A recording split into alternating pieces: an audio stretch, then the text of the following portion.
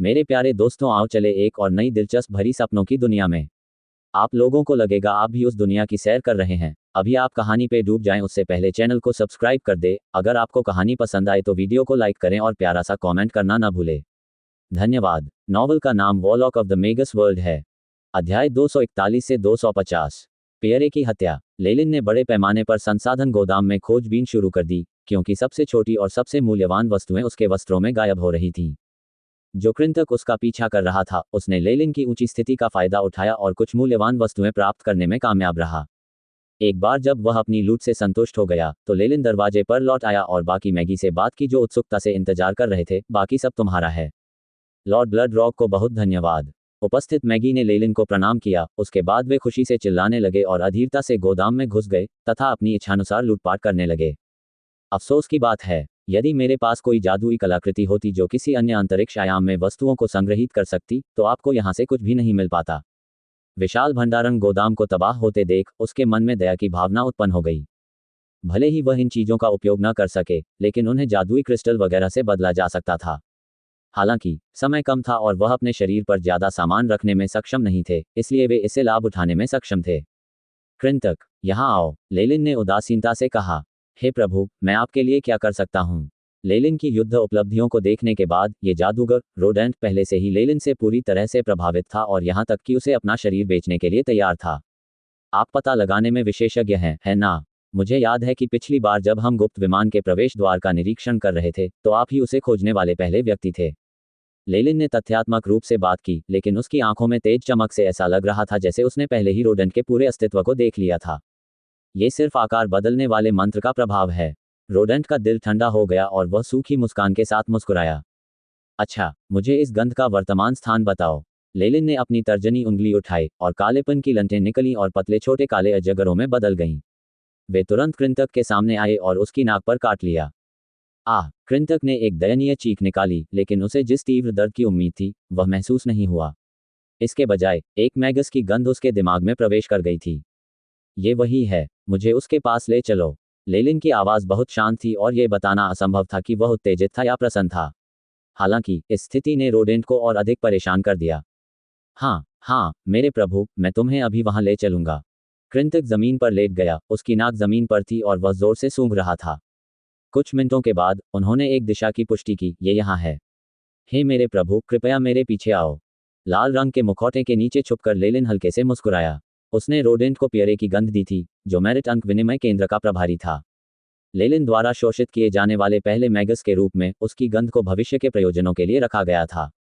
लेकिन पियरे से जो उसने सुना था उसके अनुसार उसने जो लूटा था वह मुख्य गोदाम नहीं था। असली बात तो यह थी कि पियरे को भी दूसरों को इसमें शामिल करने का अधिकार नहीं था। यह एक ऐसा अवसर था जो बड़ी मुश्किल से मिला। लेलिन को पता चला कि मुख्य गोदाम में मौजूद वस्तुएं निश्चित रूप से शीर्ष श्रेणी की वस्तुएं या सामग्रियां थीं, जो फोर सीजन्स गार्डन को इटर्नल रिवर प्लेन्स के गुप्त विमान में मिली थीं। यदि वह ये सब प्राप्त करने में सफल हो गया तो संभवतः यह उसके लिए रैंक 2 मैगस और उससे भी ऊपर तक आगे बढ़ने के लिए पर्याप्त होगा। यह विचार आते ही उसकी सांसें धीरे धीरे उखड़ने लगीं। बड़े कृंतक जैसे दिखने वाले मैगस में युद्ध कौशल के मामले में कोई वास्तविक प्रतिभा नहीं थी, लेकिन प्रतिद्वंद्वी को पहचानने का उसका कौशल ही था जिसके लिए थाउजेंड मैडलिंग हैंड्स को उसकी विशेषज्ञता की आवश्यकता थी। लेलिन ने इस बड़े कृंतक का पीछा किया और कई गुप्त मार्गों को पार किया। बेशक वहां कई अलार्म और जादुई जाल थे, लेकिन वे सभी लेलिन द्वारा नष्ट कर दिए गए। इन जालों का मुख्य कार्य प्रकाश मागी को घुसपैठियों के बारे में सचेत करना तथा फोर सीजन्स गार्डन से बड़ी संख्या में मागी को बुलाना था। जैसे जैसे वे आगे बढ़ते गए, रेनॉल्ड भी चौंककर हरकत में आ गए। उसके जैसे रैंक 2 मैगस के साथ चीजें यथासंभव सुरक्षित थीं। लेकिन अब स्थिति अलग थी। गुप्त विमान स्थित फोर सीजन्स गार्डन का मुख्यालय अब भ्रम और अराजकता की स्थिति में था। रेनॉल्ड, जो रैंक 2 मैगस का प्रभारी था, अब थाउजेंड मैडलिंग हैंड्स के रैंक 2 मैगस द्वारा बहकाया गया था। ऐसी स्थिति में जहां मुख्य सेनाएं चली गई थीं, कुछ सुस्त जाल और मंत्र लेलिन के लिए सिर्फ एक मजाक थे। यहाँ थे, मेरे स्वामी, यदि मेरी इंद्रियां मुझे धोखा नहीं दे रही हैं, तो इस सुगंध का स्वामी इसी मार्ग में है। जाल और चौराहों से भरी भूल भुलैया से गुजरने के बाद बड़े कृंतक ने विपरीत दिशा में एक हरे रंग के मार्ग की ओर इशारा किया और विश्वास के साथ कहा। यह मार्ग इतना संकरा था कि एक समय में केवल एक ही व्यक्ति इसे पार कर सकता था। गलियारे के भीतर असंख्य लताएं थीं जो एक दूसरे से लिपटकर एक हरी दीवार बना रही थीं और उससे शक्तिशाली ऊर्जा तरंगें भी निकल रही थीं। इससे निकलने वाली आभा कुछ परिचित सी थी और कुछ ऐसी थी जिसे लेलिन ने कुछ समय पहले ही महसूस किया था। ये रेनॉल्ड की थी, जो रैंक 2 मैगस था। ये गलत नहीं हो सकता। ये जगह है। लेलिन ने प्रतिबंध मंत्र संरचना का निरीक्षण किया। उसके दिल की धड़कन तेज हो गई। मेरिट पॉइंट्स एक्सचेंज सेंटर के प्रभारी व्यक्ति के रूप में पियरे निश्चित रूप से मुख्य गोदाम में वापस आते थे और इसकी देखरेख करते थे।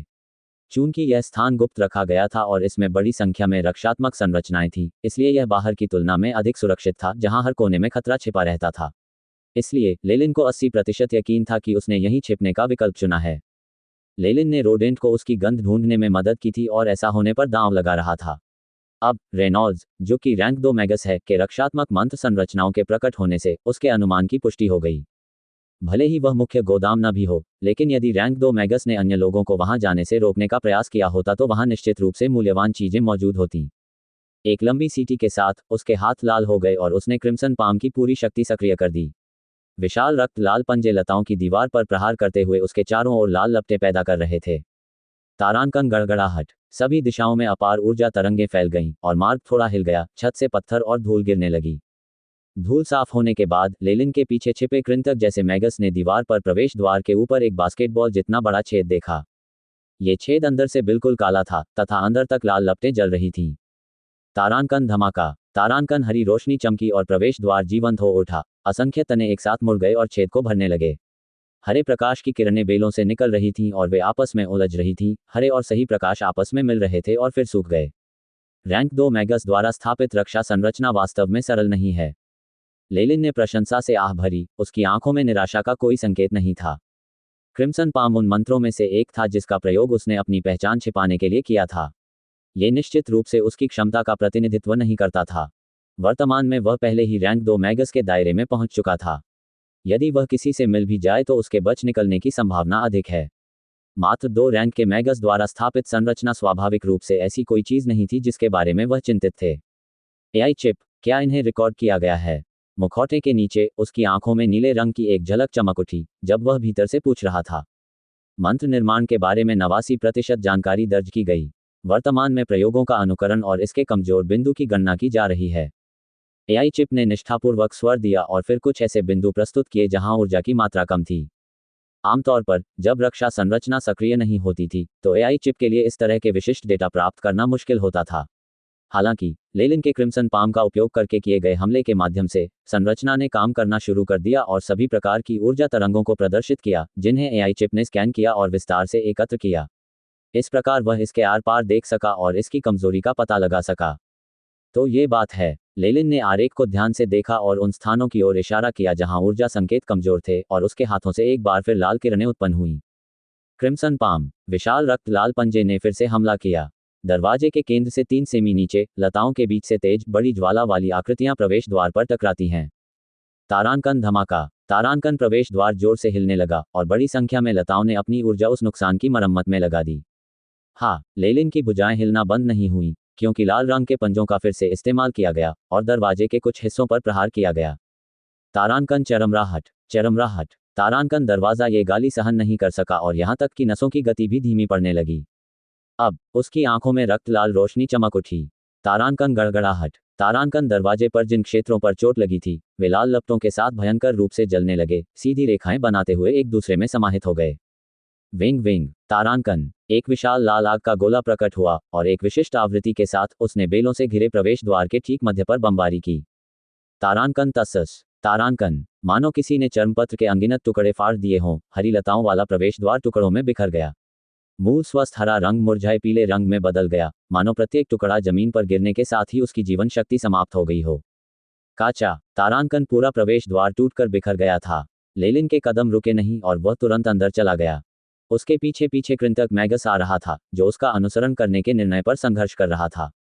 उसका पैर कई बार उठा लेकिन अंत में उसने एक लंबी सांस ली और इस स्थान से चला गया। क्या तुमने सचमुच ये स्थान ढूंढा? गलियारे से गुजरने के बाद लेलिन एक ऐसी जगह पर पहुंचा जो एक छोटे से गोदाम की तरह लग रहा था। पहली चीज जो उसने देखी वह थी मूल्यांकनकर्ता जैसी पोशाक पहने हुए एक व्यक्ति। उसने तो सोने का चश्मा भी पहन रखा था और चुपचाप खड़ा था। इस समय पियरे के चेहरे पर अजीब भाव थे, ऐसा लग रहा था जैसे उसके कंधों से कोई भार उतर गया हो। वह मुस्कुराया। मैं इस बात को लेकर चिंतित था कि मैं अपने वरिष्ठ अधिकारियों को आपके द्वारा एक्सचेंज सेंटर में घुसने के बारे में कैसे बताऊं। मुझे लगता है अब मुझे इस बारे में चिंता करने की कोई ज़रूरत नहीं है। फिर उसने लेलिन को गहरी नज़र से देखा। आप निश्चित रूप से कोई ऐसे व्यक्ति होंगे जिन्हें मैं अच्छी तरह से जानता हूं, जो इतनी जल्दी यहाँ आ गए। क्या आप मुझे अपनी असली पहचान बता सकते हैं? अल्पविराम। ऐसा प्रतीत होता है कि लेलिन का पियरे को उसके रहस्यों का पता चलने देने का कोई इरादा नहीं था। तारांकन धमाका। तारांकन। उसने उग्रता से एक कदम आगे बढ़ाया और अंधेरे ऊर्जा कणों ने उसे और पियरे को कोहरे की तरह लपेट लिया। तारांकन सस्सी। तारांकन। घना कोहरा फैल गया, लेकिन अंदर से जरा सी भी आवाज नहीं आई। कुछ मिनट बाद लेलिन शांति से बाहर चला गया और फिर उस कीमती गोदाम में प्रवेश किया जो फोर सीजन्स गार्डन का था। चमड़े की थैली। लेलिन के चले जाने के बाद कोहरा धीरे धीरे छंट गया और पीछे एक मैगस की धूसर सफेद मूर्ति रह गई। यह मूर्ति बिल्कुल पियरे जैसी ही दिख रही थी। उसके चेहरे पर आश्चर्य के भाव थे। तारांकन। पाक पाक। तारांकन। मूर्ति पर मकड़ी के जाले की तरह असंख्य दरारें फैलने लगीं। तारांकन। दरार। तारांकन। इसके तुरंत बाद पत्थर की मूर्ति तेज आवाज के साथ छोटे छोटे टुकड़ों में टूट गई। लेलिन अब शीर्ष रैंक एक मैगस था। अपने वंश से प्राप्त अतिरिक्त लाभ के कारण जब वह पूरी ताकत से आगे बढ़ता था तो एक सामान्य शीर्ष रैंक एक मैगस भी उसका मुकाबला नहीं कर पाता था। हालांकि उसके पास इस बारे में सोचने में बर्बाद करने के लिए कोई समय नहीं था। उसकी आंखें पहले से ही अपने सामने मौजूद वस्तुओं की ओर आकर्षित थीं। ये गोदाम बहुत छोटा था और केवल 1 दर्जन वर्ग मीटर में फैला हुआ था। एक पत्थर के काउंटर पर केवल 3 वस्तुएं रखी थीं। यद्यपि वे देखने में साधारण लग रहे थे, फिर भी वे कुछ मूल्यवान अवश्य होंगे, तभी तो उन्हें यहाँ रखा गया है। लेलिन ने काउंटर पर रखी वस्तुओं की बारीकी से जांच की। सबसे बाईं ओर एक चमड़े की थैली जैसी चीज थी।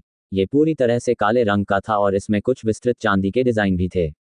यद्यपि ये देखने में बहुत साधारण लग रहा था, लेकिन थैली से एक हल्की सी तरंग निकल रही थी जो कि अनोखी थी। यहाँ तक कि उसके भीतर के विशालकाय कैमोइन सर्प वंश की भी इस पर अजीब प्रतिक्रिया थी। इस भावना से संभवतः ये संकेत मिलता है कि इसे किसी प्राचीन प्राणी की सामग्री का उपयोग करके बनाया गया था। लेलिन ने अपनी ठोड़ी को रगड़ा। उसके दिमाग में गियर घूम रहे थे। किसी प्राचीन प्राणी की खाल से बनी कोई चीज। ऐसा प्रतीत नहीं होता कि यह कोई आक्रामक प्रकार की जादुई कलाकृति है। ये हो सकता है। उस क्षण लेलिन के दिमाग में एक हल्की सी संभावना कौंधी, जिससे उसकी सांसें थोड़ी कठिन हो गईं। AI chip. थैली पर बने सजावटी डिजाइनों को देखें और प्राचीन प्राणियों के चित्रों से इसकी तुलना करें। बैप। मिशन स्थापित। स्कैन शुरू। एआई चिप ने निष्ठापूर्वक स्वर दिया।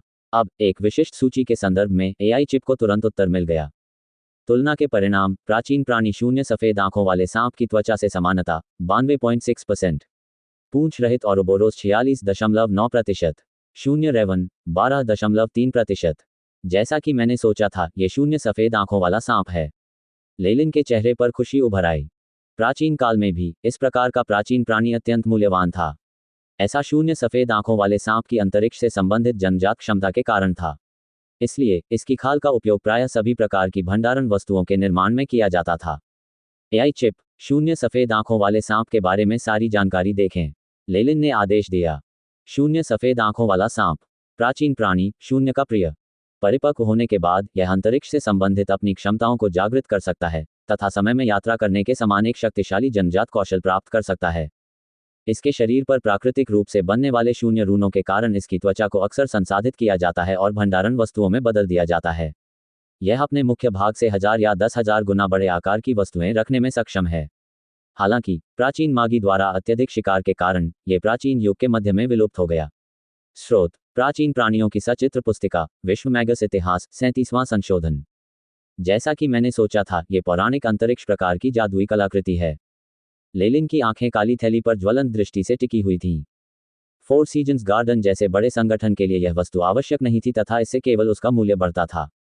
हालांकि उनके जैसे जादूगर के लिए, जो अकेले यात्रा करने का आदी था, यह एक अपरिहार्य वस्तु थी। यदि उसके पास पहले से ही थैली होती तो वह निश्चित रूप से अन्य डार्क मैगी के लिए कुछ भी नहीं छोड़ता, बल्कि इसके बजाय सब कुछ अपने लिए ले लेता। विशेषकर उस स्थिति में जब वह किसी भी क्षण भागने की योजना बना रहा हो, उसकी चपलता काफी हद तक बढ़ जाती थी। कोई यह कह सकता है कि इस खजाने की सभी वस्तुओं में से यदि उसे वास्तव में कोई निर्णय लेना होता तो लेलिन बिना किसी हिचकिचाहट के इसे चुनता। हालांकि लेलिन अभी भी अपनी इच्छाओं को नियंत्रित कर सकता था। तुरंत आगे बढ़ने की इच्छा को दबाते हुए उसने काली थैली के पास रखी 2 वस्तुओं पर नजर डाली। पत्थर के काउंटर के बीच में एक बहुत मोटी काली किताब रखी थी जो देखने में शब्दकोश जैसी लग रही थी। बगल से देखने पर पता चला कि वह फटा हुआ था।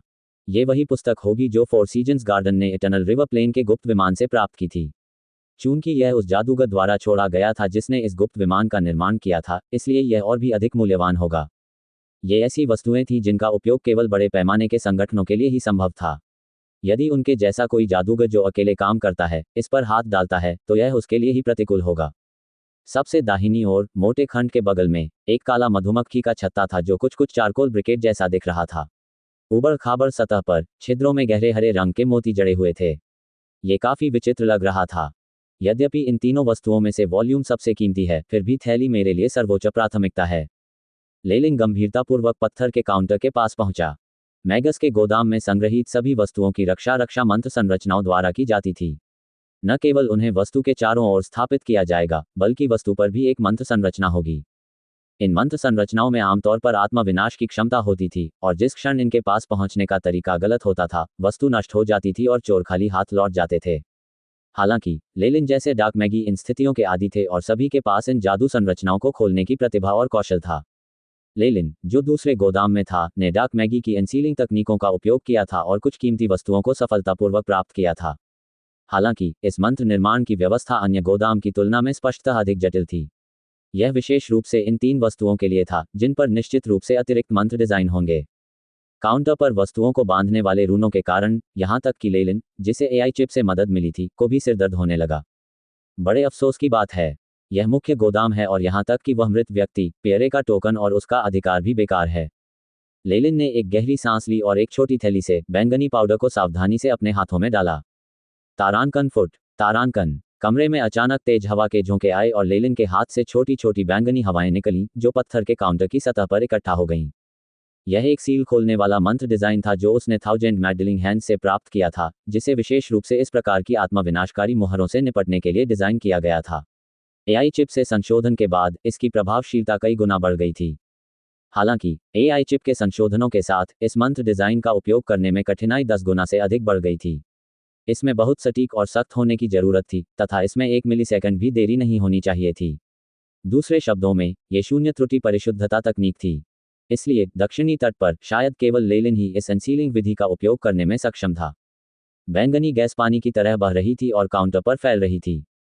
काउंटर पर लगे रून केवल थोड़ा सा टिमटिमाए और फिर शांत हो गए, तथा आसपास कोई असामान्यता नहीं देखी गई। उस पल का इंतजार करते हुए जब काउंटर पर बैंगनी रंग छा गया, लेलिन की आंखें दृढ़ता से चमक उठीं। अब समय आ गया है। जादुई परिवर्तन। उन्होंने कुछ अजीब लगने वाले शब्दों का जोरदार उच्चारण किया और काउंटर पर अचानक अजीब सी हलचल होने लगी। विंग विंग, तारांकन। हवा की बैंगनी धाराएं क्षण भर में ठोस हो गईं और काले चिपचिपे तरल में बदल गईं, जिसने काउंटर को चारों ओर से घेर लिया। केवल इसी क्षण काउंटर पर मौजूद रून्स ने प्रतिक्रिया की और उसने अधिक शक्तिशाली और हिंसक हमला किया। रोशनियों की एक श्रृंखला फूट पड़ी, जिससे उस मोटे काले तरल पदार्थ को लगभग भेद दिया गया जो उसके चारों ओर फैला हुआ था।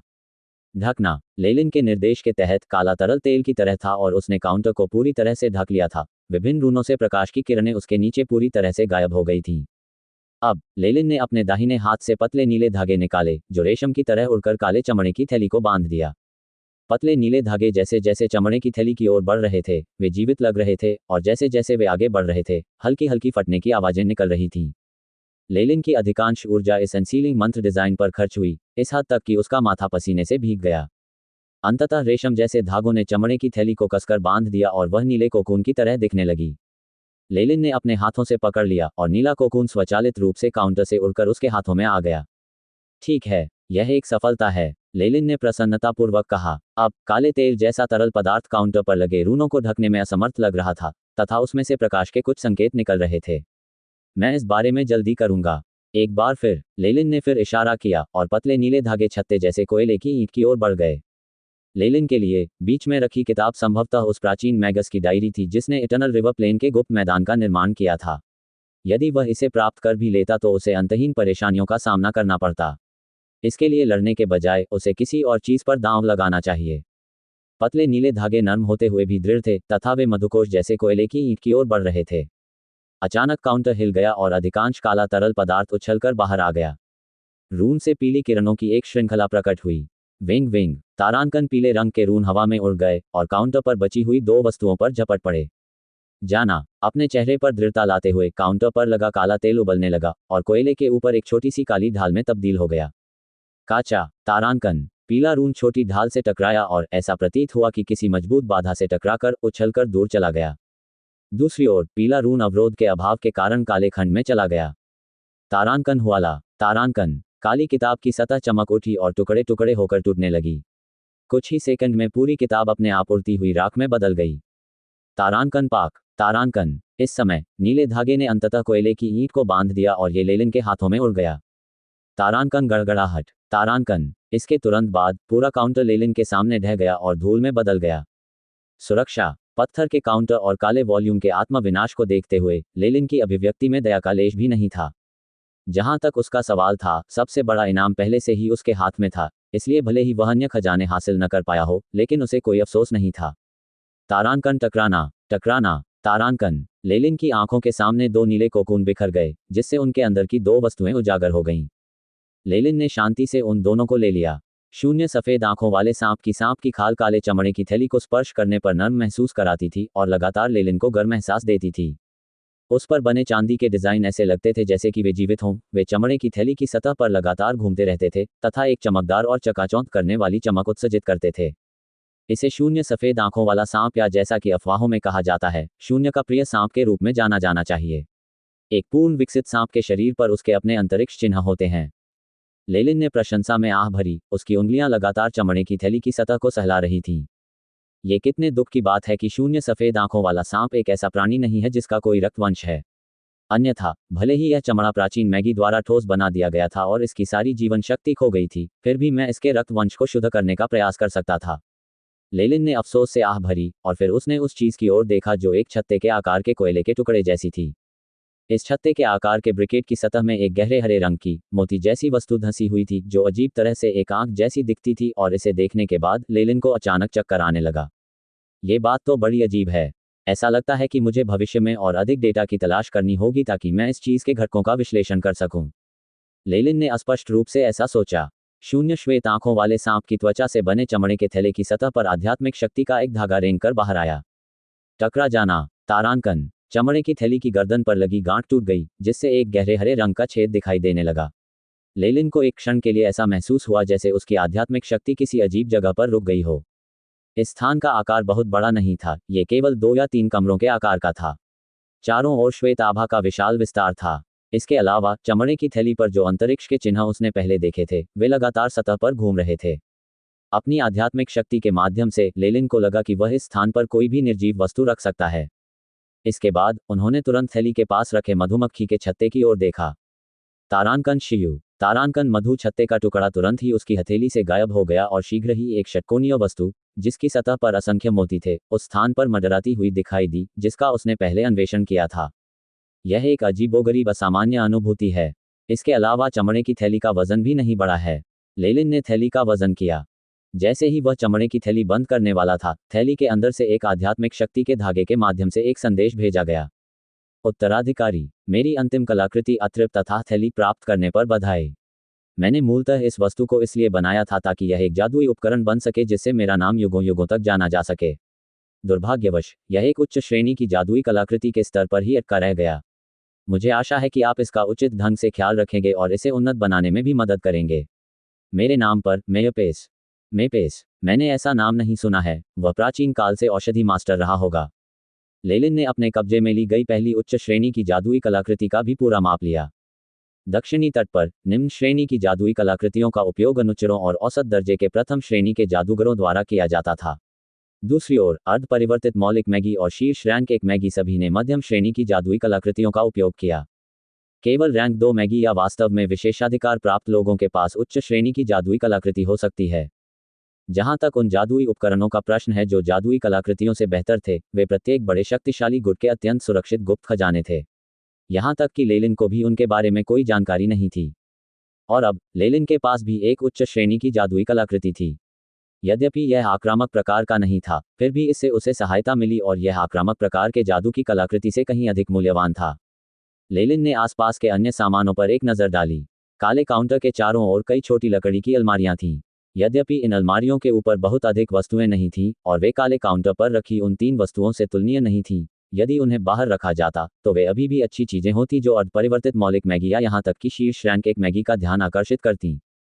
चूंकि मैं यहाँ हूँ, ये सब मेरे हैं। लेलिन हंसा और बहुत सारा काला कोहरा छोटे छोटे सांपों में बदल गया, जो फिर उसके चारों ओर की अलमारियों पर झपट पड़े। लगभग 1 दर्जन मिनट बाद लेलिन चेहरे पर मुस्कुराहट लिए इस दुकान से बाहर चला गया। इस बार उनकी फसल भरपूर हुई। यद्यपि कुछ बहुमूल्य वस्तुएं जादुई मंत्रों के कारण नष्ट हो गई थीं, फिर भी उसने जो कुछ जब्त किया था वह छिपे हुए खजाने का 80% था। अंदर मौजूद कई कीमती सामग्रियों को देखकर लेलिन की आंखों में चमक आ गई। यहाँ तक कि कुछ ऐसी सामग्रियां भी थीं जिनका उनके वर्तमान अद्यतन डाटाबेस में कोई रिकॉर्ड नहीं था। लेलिन ने ठोस अनुमान लगाया कि उन सामग्रियों का मूल्य कम से कम 10 मिलियन जादुई क्रिस्टल के बराबर होगा। ये संसाधन मुझे आगे बढ़ने और रैंक 2 मैगस बनने में मदद करने के लिए पर्याप्त से अधिक हैं और लंबे समय तक मेरे लिए फायदेमंद भी होंगे। लेलिन ने अपनी छाती में छुपाए गए काले चमड़े के थैले को महसूस किया और उसके चेहरे पर मुस्कुराहट और भी गहरी हो गई। इस बार उनकी सबसे बड़ी उपलब्धि यह अतृप्त तथा थैली थी, जो एक भंडारण प्रकार उच्च श्रेणी की जादुई कलाकृति थी। जहां तक रैंक 2 मैगी का सवाल है, वे केवल अच्छे भाग्य के माध्यम से ही ऐसी वस्तु प्राप्त कर सकते थे, इसकी तलाश नहीं की जा सकती थी। वर्तमान में लेलिन की छाती में रखी चमड़े की थैली धूल से भरी हुई थी तथा उसकी सतह खराब हो चुकी थी, जिससे वह एक साधारण वस्तु लग रही थी। पहले दिखाई देने वाले भ्रामक चांदी जैसे आंतरिक रून अब पूरी तरह से छिप गए थे। थैली के अंदर से पोषण मास्टर का संदेश प्राप्त करने के बाद लेलिन आसानी से चमड़े की थैली को नियंत्रित कर सकता था और उसने इसके बाहरी रूप को संशोधित कर लिया था। वर्तमान में बाहर से देखने पर यह चमड़े की थैली एक साधारण चमड़े की कमर थैली जैसी दिखाई देती है, जिसमें कोई ऊर्जा तरंगें नहीं होती हैं। इससे ये सुनिश्चित हो गया कि लोग इस थैली को स्थानिक कलाकृति से नहीं जोड़ेंगे। इसके अलावा इस स्थान का आकार 2 या 3 कमरों के बराबर था। लेलिन ने उस गोदाम से पहले जो भी सामान लिया था उसे अंदर रख लिया और जो सामान उसके पास था उसे भी उसमें डाल दिया, तो वह सब जगह के केवल एक कोने में रह गया। ये चमड़े की थैली लेलिन के लिए भविष्य की यात्राओं और साहसिक कारनामों में बहुत सहायक होगी। ओह, कृंतक, वह एक चतुर आदमी है। लेलिन ने देखा कि रोडेंट काफी समय से गायब था और पूरा मार्ग मृतवत सन्नाटे में था। मार्ग का फर्श टूटी हुई ईंटों और क्षतिग्रस्त दीवार से धूल से भरा हुआ था। दूर दूर तक फैले क्षेत्र में मंत्रों की बमबारी से सूक्ष्म झटके महसूस किए गए। बेशक इस दौरान सतह पर 1000 मैडलिंग हैंड्स के डार्क मैगी और 4 सीजन्स गार्डन के लाइट मैगी अभी भी अपने लक्ष्यों के लिए लड़ रहे थे। बुरा नहीं है, अब अंधेरे जादूगरों के पीछे हटने का समय आ गया है। लेलिन ने शांति से अपनी सुनहरी जेब घड़ी को टटोला, समय देखा और खिल्ली उड़ाई।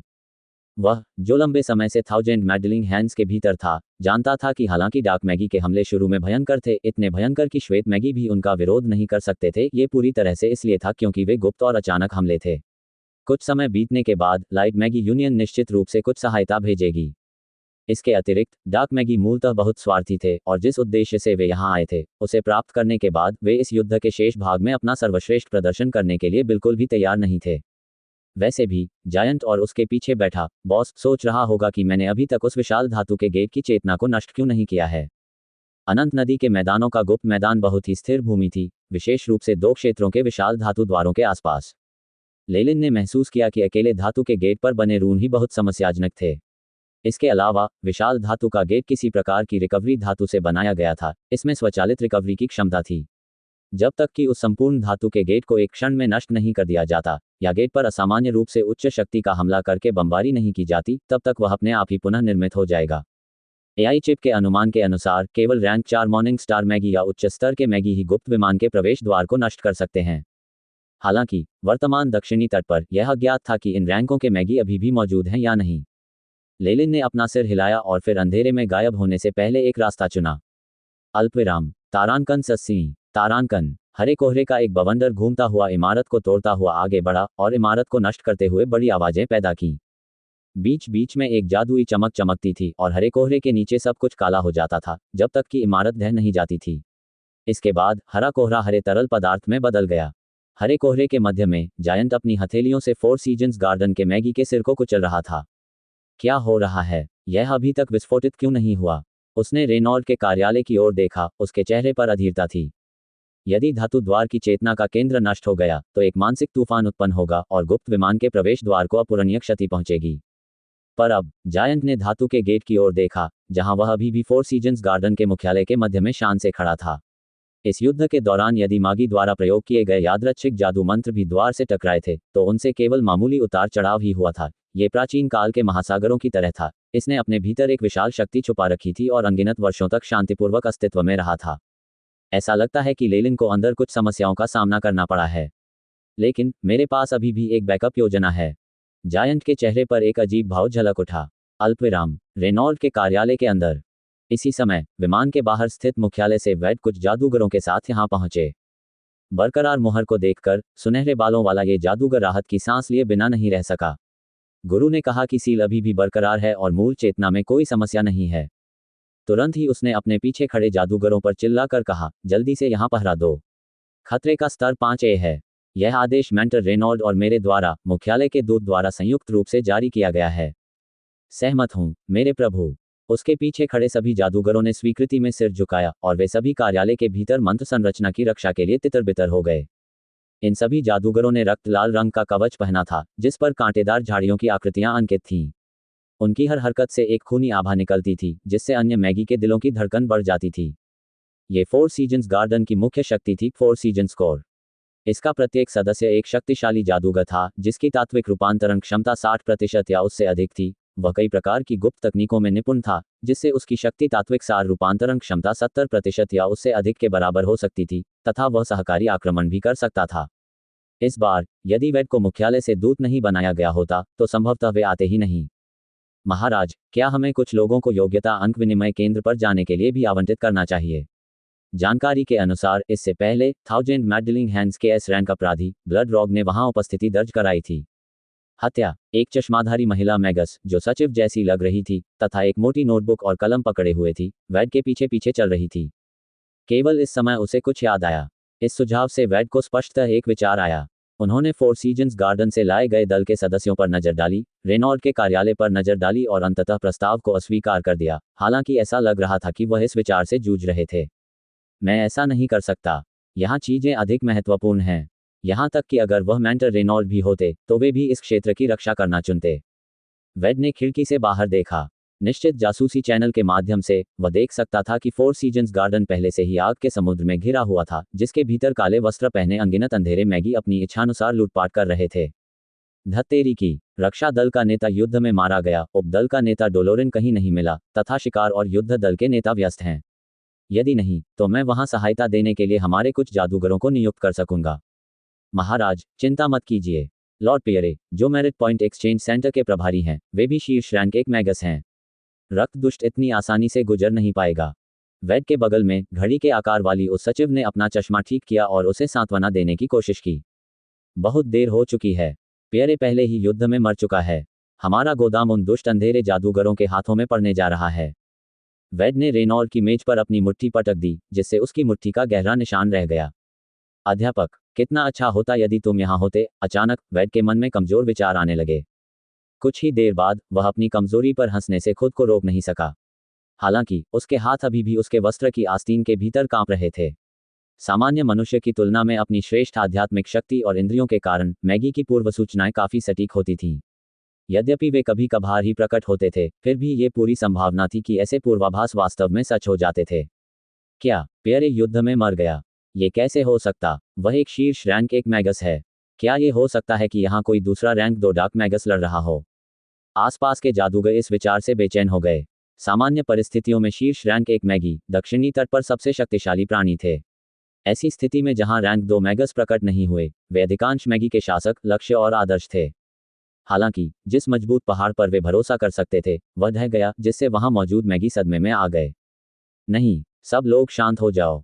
जैसे ही ये शब्द उसके मुंह से निकले, वेड को एहसास हुआ कि उसने गलत बोला है, और उसने तुरंत बातचीत को दूसरी दिशा में मोड़ने की कोशिश की। हालांकि इस बार डार्क मैगी का रुख बहुत आक्रामक है, जिसके कारण हमारे सदस्यों और संसाधनों को भारी नुकसान हुआ है। कृपया फोर सीजन्स गार्डन पर विश्वास रखें। अपने बड़ों पर विश्वास रखो और मेरे गुरु रैंक 2 मैगस लॉर्ड रेनॉल्ड पर विश्वास रखो। बस 15 मिनट और रुको। प्रकाश मैगी गठबंधन से लाइटनिंग फ्यूरी आएगी, और जब ऐसा होगा तो हम अपने मित्रों और परिवार को मारने वाले डार्क मैगी को इसकी कीमत चुकाने पर मजबूर करेंगे।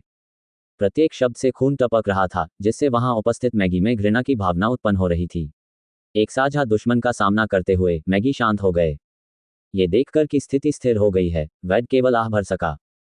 फोर सीजन्स गार्डन के प्रकाश मैगी कुछ वैज्ञानिक शोधकर्ताओं के समान थे जिन्हें लेलिन जानता था। उनके लिए उनका मुख्य काम प्रयोग करना था, मारना नहीं, और जब वे डार्क मैगी से भिड़ते थे तो इन आधिकारिक मैगी का प्रदर्शन बहुत खराब होता था। लड़ाई और बचाव के लिए जिम्मेदार कुछ छोटी टीमों के अलावा अन्य अधिकांश हल्के मैगी जो गुप्त विमान की खोज और पौधों की देखभाल के लिए जिम्मेदार थे, मर चुके थे। ये सोचते हुए वेड ने फोर सीजन्स गार्डन की टीमों की ओर देखा जो लाल रंग के कवच पहने हुए थे। वे अत्यंत शांत दिख रहे थे, यहाँ तक कि पियरे के युद्ध में मारे जाने तथा उनके सभी संसाधन गोदामों पर दुश्मन द्वारा कब्जा कर लिए जाने की खबर सुनने के बाद भी उनके चेहरे पर कोई परिवर्तन नहीं आया। वे अभी भी निष्ठापूर्वक अपने कर्तव्यों का पालन कर रहे थे। सौभाग्य से फोर सीजन्स गार्डन के पास अभी भी एक तुरुप का इक्का है। फोर सीजन्स कोर के सदस्यों के यहाँ होने से कम इटर्नल रिवर प्लेन्स के गुप्त विमान के द्वार का केंद्र सुरक्षित रहेगा। वेड ने स्वयं को सांत्वना दी। जब तक चेतना का मूल शरीर उनके हाथों में था तब तक फोर सीजन्स गार्डन के प्रकाश मैगी अभी भी गुप्त विमान के द्वार पर नियंत्रण में रहेंगे। उस स्थिति में भले ही उन्हें भारी नुकसान उठाना पड़े, अंततः सब कुछ वापस पाया जा सकता है। इसी बात को ध्यान में रखते हुए प्रयोग क्षेत्र 3 में डार्क मैगी के जबरदस्त हमले को देखने के बाद वेड ने अपनी सेना को वापस बुलाने और अपने सभी लोगों को इस स्थान पर स्थानांतरित करने का निर्णय लिया था। सब कुछ चेतना के मूल शरीर की मृत्यु तक रक्षा करने की तैयारी में था। चेतना का इस प्रकार का मूल शरीर केवल अनंत नदी के मैदानों के गुप्त तल में ही विद्यमान हो सकता है। ये प्लेटिनम गेट से बहुत दूर नहीं हो सकता था और यही कारण था कि इसे सुरक्षित रखने के लिए मुख्यालय में वापस लाने के बजाय इसकी रक्षा के लिए कुछ लाइट मैगी संगठनों को पास में ही तैनात किया गया था। काचा तारांकन। अचानक हड्डियां टूटने की कर्कश ध्वनि 2 बार सुनाई दी। 2 जादूगर गिर पड़े। उनके चेहरों पर अभी भी सदमा स्पष्ट था, जबकि उनकी नजरें अभी भी अपने साथियों पर थीं जिनके साथ वे लड़े थे। मैट, एर्नी, आप क्या कर रहे हो? आसपास के मागी तेजी से पीछे हट गए और उन 2 मागी पर भयभीत होकर दहाड़ने लगे जिनके हाथों से खून टपक रहा था। श्वा। तारांकन इससे भी अधिक तेज थी। फोर सीजन्स कोर, जो रक्त लाल कवच में थी। वे कुछ लाल धारियों में बदल गए और इन 2 मागी को घेर लिया। हे, जब भी मैं तुम दयनीय प्रकाशमान जादूगरों को देखता हूं तो मैं तुरंत ही तुम लोगों को शेर के मुंह में कुचले गए नम्र छोटे मेमनों से जोड़ता हूं। उपहास और ताना मारने के बीच 2 प्रकाश मैगी के शरीर में एक बहुत ही विचित्र परिवर्तन हुआ। त्वचा के टुकड़े पत्तों की तरह जमीन पर तैरने लगे, जिससे 2 विदेशी आकृतियां दिखाई देने लगीं। उनमें से एक गंजा था, उसके सिर के ऊपर कुछ बाल बचे थे, जबकि दूसरा छोटा और मोटा था, जिसके दांतों में ऐसे दांत थे जो चूहों में ही पाए जाते थे। ये दोनों तथाकथित प्रकाश मागी वास्तव में प्रतिरूपक थे। ये वे हैं, 1000 चेहरे और छाया। वे 5 श्रेणी के भगोड़े हैं और वांछित सूची में हैं। अत्यंत सावधान रहें। ऐसा कहा जाता है कि वे अपना रूप बदलने में विशेषज्ञ होते हैं तथा कुछ ही सेकंड में बिना पकड़े जाने पर स्वयं को विभिन्न मैगी जैसा बना सकते हैं। वहां उपस्थित सभी प्रकाशमान जादूगरों में से किसी ने 2 अंधकार में जादूगरों को पहचान लिया। बेशक असली मैट और एर्नी बहुत पहले ही मारे जा चुके थे। जहां तक इस बात का प्रश्न है कि यह सब कब हुआ, किसी भी प्रकाशमान मैगी को इसका कोई सुराग नहीं मिला। हे, फोर सीजन्स गार्डन का तुरुप का पत्ता, फोर सीजन्स कॉप्स। मैंने बहुत समय पहले इस नाम के बारे में सुना था। यहाँ तक कि घिरे होने के बावजूद भी गंजे थाउजेंड फेसेस बिल्कुल भी घबराए हुए नहीं दिखे। उसकी छोटी छोटी आंखों ने शांति से उस क्षेत्र को देखा और फिर हंसी। कितनी अफसोस की बात है, मुझे आपके समूह में कोई भी व्यक्ति विशेष रूप से असाधारण नहीं दिखता। इस तरह के तानों के जवाब में फोर सीजन्स कॉप्स के सदस्यों ने एक ही जवाब दिया। तारांकन। उनके शरीर पर कवच कंपन करने लगे। रक्तलाल कांटेदार रेखाएं जीवित हो उठी, जैसे कि वे हवा में उछलीं और तीसरी जैसी आकृतियां बन गईं। असंख्य प्रेत एक साथ मिलकर एक घना पिंजरा बना लेते हैं, जिसके भीतर 1000 चेहरे और छायाएं फंस जाती हैं। हा, तुम्हारे पास दिखाने लायक एकमात्र चीज यह कांटों वाला पिंजरा है। 1000 फेसेस अपनी हंसी नहीं रोक पा रहा था, लेकिन उसके माथे पर पसीने की महीन बूंदों से यह स्पष्ट था कि वह उतना शांत नहीं था जितना वह स्वयं को प्रस्तुत करने का प्रयास कर रहा था। छाया, क्या तुम्हारा काम पूरा हो गया? फोर सीजन्स कॉप्स के सदस्यों को आसानी से मूर्ख नहीं बनाया जा सकता। जरा सी चूक से यहां आपकी मौत भी हो सकती है। 1000 चेहरों ने चुपचाप छाया को एक संदेश प्रेषित किया। जल्द ही, मैं लगभग वहीं हूं। मुझे शांति चाहिए। शैडो के उत्तर से पता चला कि उसका गला सूख रहा था तथा उसमें स्पष्ट रूप से तात्कालिकता का भाव था। ठीक है, यदि संगठन हमें उदार पुरस्कार न दे रहा होता तो मैं ऐसा काम कभी नहीं करता, भले ही मेरी जान को खतरा क्यों न हो। छाया अंततः बोली। तारांकन। विशाल, सुस्त, लाल कांटेदार पिंजरा अंदर के क्षेत्र को संकुचित और सिकोड़ता रहा और अनगिनत छोटे कांटे प्रकट हुए, जो मधुमक्खियों की तरह सीधे अंदर के 2 अंधेरे जादूगरों की ओर बढ़े।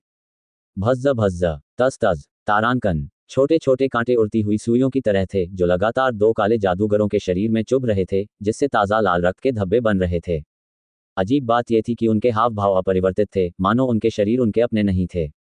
ध्यान से, फोर सीजन्स कोर के सदस्यों में से एक ने चेतावनी दी और कांटेदार झाड़ियों से भरा पिंजरा उसके अंदर मौजूद 2 अंधेरे जादूगरों से संपर्क में आ गया। वो तारांकन। उसी क्षण दोनों मैगी के शरीर की सतह काली हो गई और दोनों के शरीर से लाल रंग के सुंदर लटकनों का एक छल्ला फूट पड़ा। यह वेड को इस बारे में थोड़ा संदेह हुआ और उसे कुछ याद आ गया। जल्दी से चिल्लाया, रास्ते से हट जाओ। हालांकि तब तक बहुत देर हो चुकी थी। दोनों जले हुए शरीर अपनी बाहें फैलाते हुए मुस्कुराए।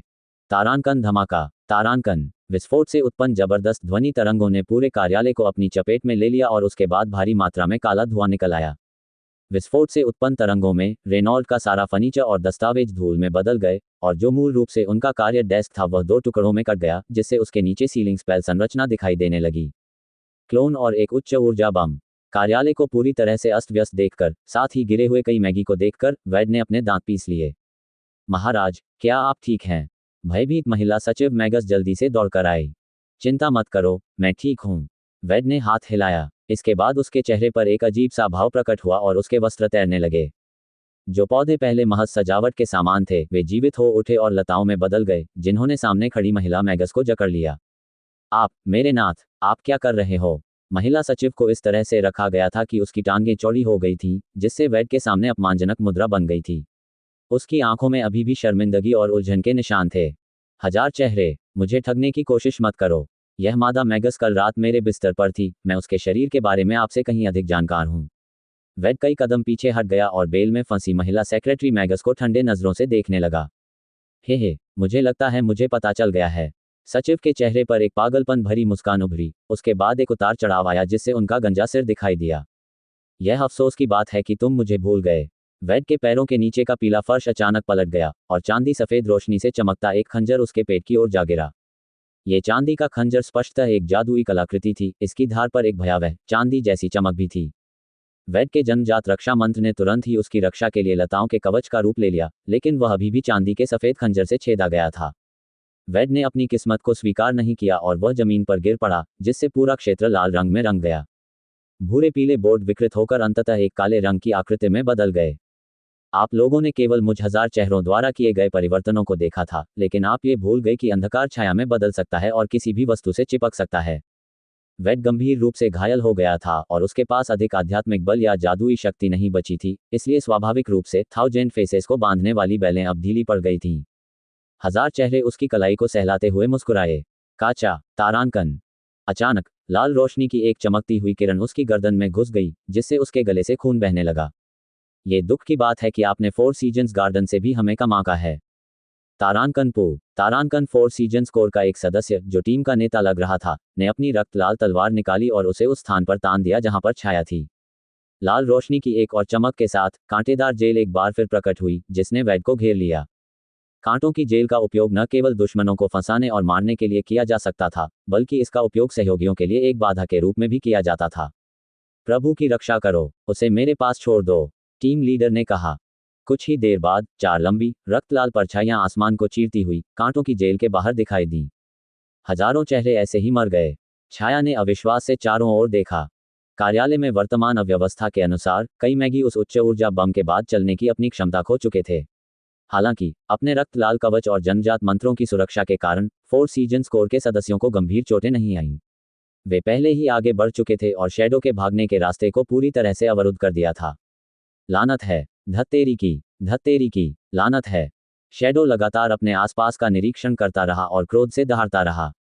घृणित, मुझे धोखा दिया गया। संगठन ने मुझे जो सहयोग देने का वादा किया था उसका क्या हुआ? ये कहाँ है?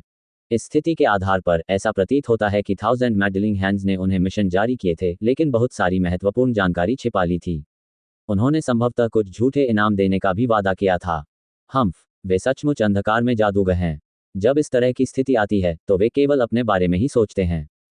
4 सीजन्स कोर के नेता ने नाक भान सिकुड़ी और फिर उस स्थान की ओर इशारा किया जहां पर सील लगी थी।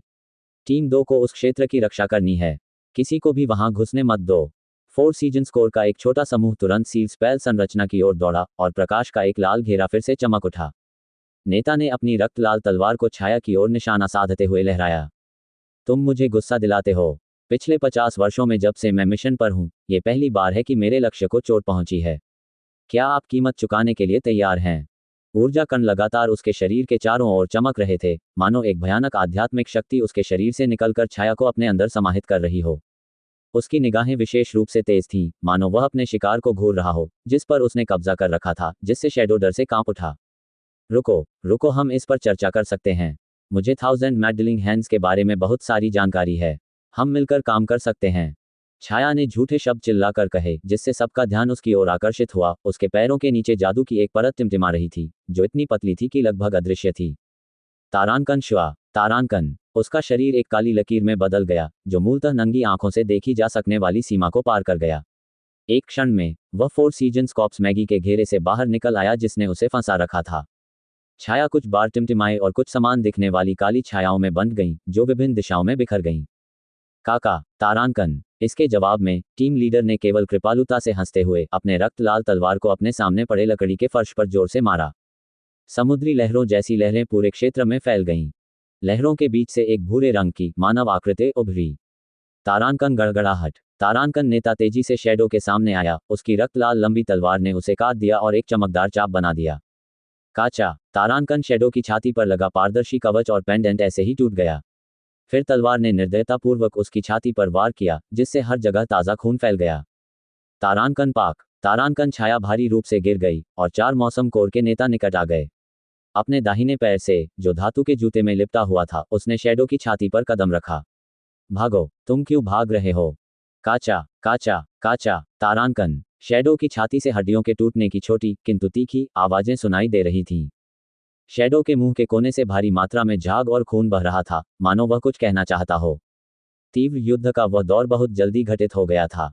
लगभग 10 सेकंड में ये सब घटित हो गया था, और जो मैगी गिर गए थे, वे कोई प्रतिक्रिया करने में असमर्थ थे। इस समय तक हल्की काली धुंध पूरी तरह से छंटनी बाकी थी। रुको, नहीं। नेता जो छाया की छाती पर कदम रख रहा था, अचानक मुड़ा। उसकी अभिव्यक्ति चिंता और क्रोध में बदल गई।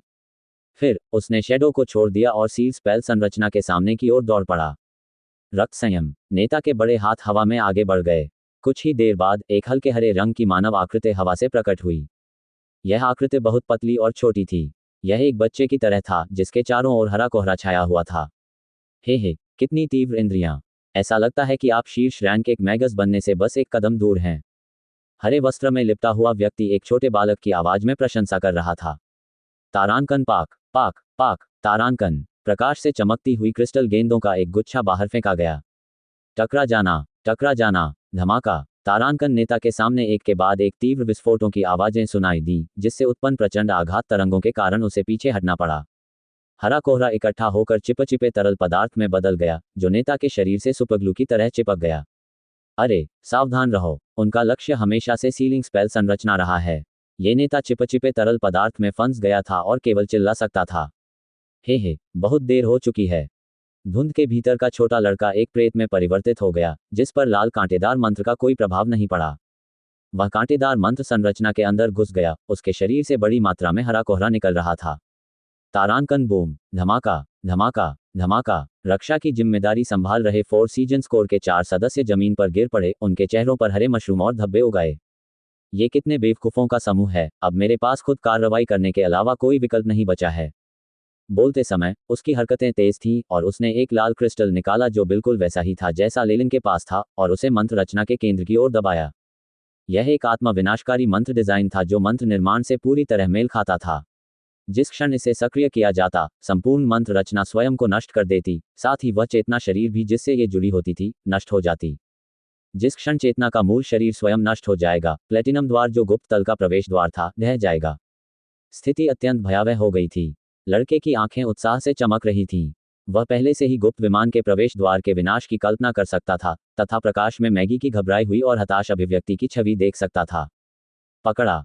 इस समय एक हाथ जो कि सफेद जेड जैसा था, हवा से उभरा और उसने छोटे लड़के का हाथ पकड़ लिया। काले कोहरे ने एक अजगर का रूप ले लिया, जिसने लाल क्रिस्टल को चूर्ण में बदल दिया। लेलिन ने छाया छिपकली को दूर किया और जल्दी से लड़के को पकड़ लिया। जिस क्षण लेलिन के हाथ ने उस छोटे लड़के को छुआ, उसकी हथेली लाल लपटों में बदल गई, जिससे हरा कोहरा तब तक जलता रहा जब तक वह गायब नहीं हो गया, और एक मैगस प्रकट हुआ जो एक छोटे लड़के जैसा दिख रहा था। उसने लेलिन की ओर इशारा किया, गुस्से में कुछ कहने की तैयारी करते हुए। लेकिन लेलिन उसे ऐसा करने का मौका क्यों देगा? कई रक्त लाल सांप तेजी से लड़के के छिद्रों में घुस गए, जिससे उसकी चेतना और चलने फिरने की क्षमता का सागर बंद हो गया। लेलिन अभी भी ब्लड रॉक का भेष बनाए हुए था। अन्य मैगी ने केवल ये देखा कि लाल रंग के वस्त्र पहने हुए कोई व्यक्ति, जो बुरी आभा बिखेर रहा था, कहीं से प्रकट हुआ, और उसने तुरंत लड़के को पकड़ लिया। मेरिट पॉइंट्स एक्सचेंज सेंटर को लूटने के बाद लेलिन पास के रेनॉल्ड के कार्यालय में लौट आया था और वहीं घात लगाकर बैठा था। वेड और धूर्त थाउजेंड फेसेस के आने तक इंतजार करने के बाद लेलिन को एक विचार आया और उसने शैडो स्टेल्थ का उपयोग किया। घात लगाए बैठे अजगर की तरह वह धैर्यपूर्वक अपने शिकार के आने का इंतजार कर रहा था। हजारों चेहरों को मरा हुआ, शैडो को गंभीर रूप से घायल होते हुए तथा फोर सीजन स्कोर का ध्यान भटकता हुआ देखकर छोटा लड़का अब और इंतजार नहीं कर सका तथा उसने एक मौका लिया और कार्य किया। लेलिन ने उस आनंद और आश्चर्य का लाभ उठाया जो लड़के ने तब महसूस किया था जब वह सफल होने के कगार पर था और उसने हमला बोल दिया। युद्ध में अवसरों का उपयोग करने का यह तरीका क्लासिक कहा जा सकता है। यदि ऑपरेशन के सिमुलेशन में एआई चिप की मदद नहीं होती तो लेलिन लड़के को इतनी आसानी से नीचे नहीं ले जा पाता। मुझे उम्मीद नहीं थी कि तुम इतनी अच्छी तरह से छिपे होगे। लेलिन ने छोटे लड़के के कॉलर के पीछे से पकड़ रखा था और उसके कमजोर और छोटे शरीर को अपने हाथ से ऐसे पकड़ रखा था जैसे वह कोई सामान पकड़ रहा हो। चूंकि लेलिन ने छोटे लड़के का मुंह बंद कर दिया था, वह अभी भी बोलने में असमर्थ था और केवल लेलिन को कठोरता से घूर सकता था, मानो वह चाह रहा हो कि वह उसे टुकड़े टुकड़े कर दे। ये लड़का स्पष्ट रूप से उन 1000 दखल देने वाले हाथों का सदस्य था जिन्होंने लेलिन को उस समय धमकी दी थी जब वह फोर सीजन्स गार्डन जा रहा था। उस समय वह अर्ध परिवर्तित मैगस भी नहीं था और उसने लेलिन को लगभग मार ही डाला था, साथ ही उसे एक जादुई कलाकृति भी खोनी पड़ी थी। लेकिन अब लेलिन ने छोटे लड़के को नाप लिया। उसके शरीर से निकलने वाली ऊर्जा तरंगों से पता चलता है कि उस छोटी सी अवधि में ही वह लड़का न केवल अर्ध परिवर्तित मैगस बनने की बाधा को पार कर गया था, बल्कि इतना आगे बढ़ गया था कि वह शीर्ष रैंक एक मैगस बनने से बस एक कदम दूर था। सुधार की ये दर कुछ ऐसी थी कि लेलिन, जिसके पास एआई चिप की मदद थी, भी आश्चर्य से दंग रह गया। रक्त दुष्ट, ये हजारों दखलंदाजी करने वाले हाथ हैं, खूनी बदमाश। उसने अपने ही साथी को क्यों रोका? फोर सीजन स्कोर का नेता स्वयं को दूध या सफेद पवित्र जल से धो रहा था और अंततः सारा घिनौना हरा तरल पदार्थ धो रहा था। अपनी आंखों में उलझन के साथ वह लेलिन के पास गया और दृढ़ता से उसके सामने खड़ा हो गया, इस प्रकार उसका रास्ता रोक दिया। बाहर गिरना, ये हजारों दखलंदाज हाथों से खूनी बदमाश है। नाइटलेस सिटी से एस श्रेणी का भगोड़ा। हालांकि मुझे नहीं पता कि आप हमारी मदद क्यों कर रहे हैं, फिर भी मैं आपको धन्यवाद देना चाहता हूं। फोर सीजन स्कोर के नेता ने सिर झुकाया और फिर अपनी लाल तलवार लेलिन पर तान दी। मैंने आपको वैसे ही धन्यवाद दिया है जैसा मुझे देना चाहिए था। अब अपने कब्जे में रखे हुए कैदियों को छोड़ दो, बदले में मैं तुम्हें जाने दूंगा। नेता को इस तरह से न्यायपूर्ण कार्य करते देख लेलिन थोड़ा उलझन में पड़ गया। क्या आप बेवकूफ़ हैं? क्या तुम्हें लगता है कि मैं इतनी आसानी से परेशान हो जाऊंगा?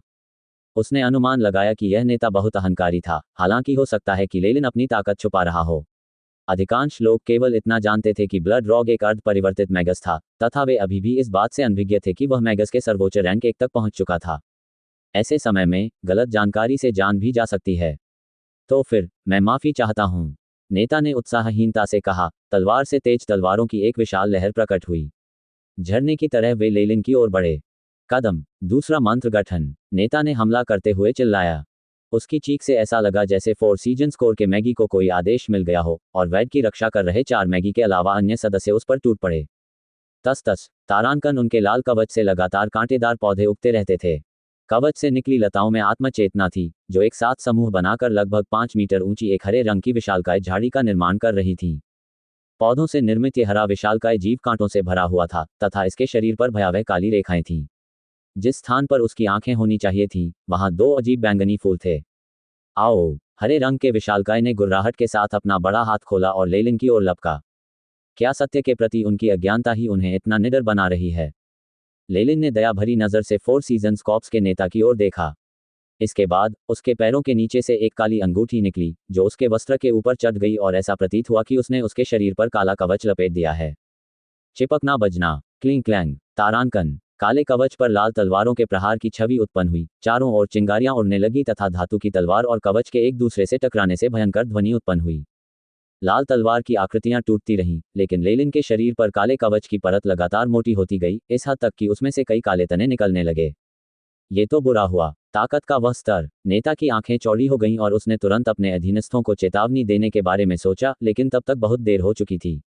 तारांकन फुटकार। तारांकन, इससे पहले कि हरे रंग के विशालकाय पेड़ का विशाल कांटेदार ताड़ का पेड़ अपने गंतव्य तक पहुंचता, आसपास की हवा में उतार चढ़ाव हुआ और एक शक्तिशाली वायुधारा उत्पन्न हुई, जो इतनी तेजी से चली कि कार्यालय में रखा फर्नीचर बिखर गया। तुम्हें पता नहीं कि कब रुकना है। इस हरे दानव की विशाल हथेली का सामना करते हुए लेलिन ने काले दस्ताने में लिपटे अपने दाहिने हाथ को ऊपर उठाया और धीरे से नीचे की ओर इशारा किया। एक बाहरी व्यक्ति के दृष्टिकोण से इस समय स्थिति बिल्कुल भी संतुलित नहीं है।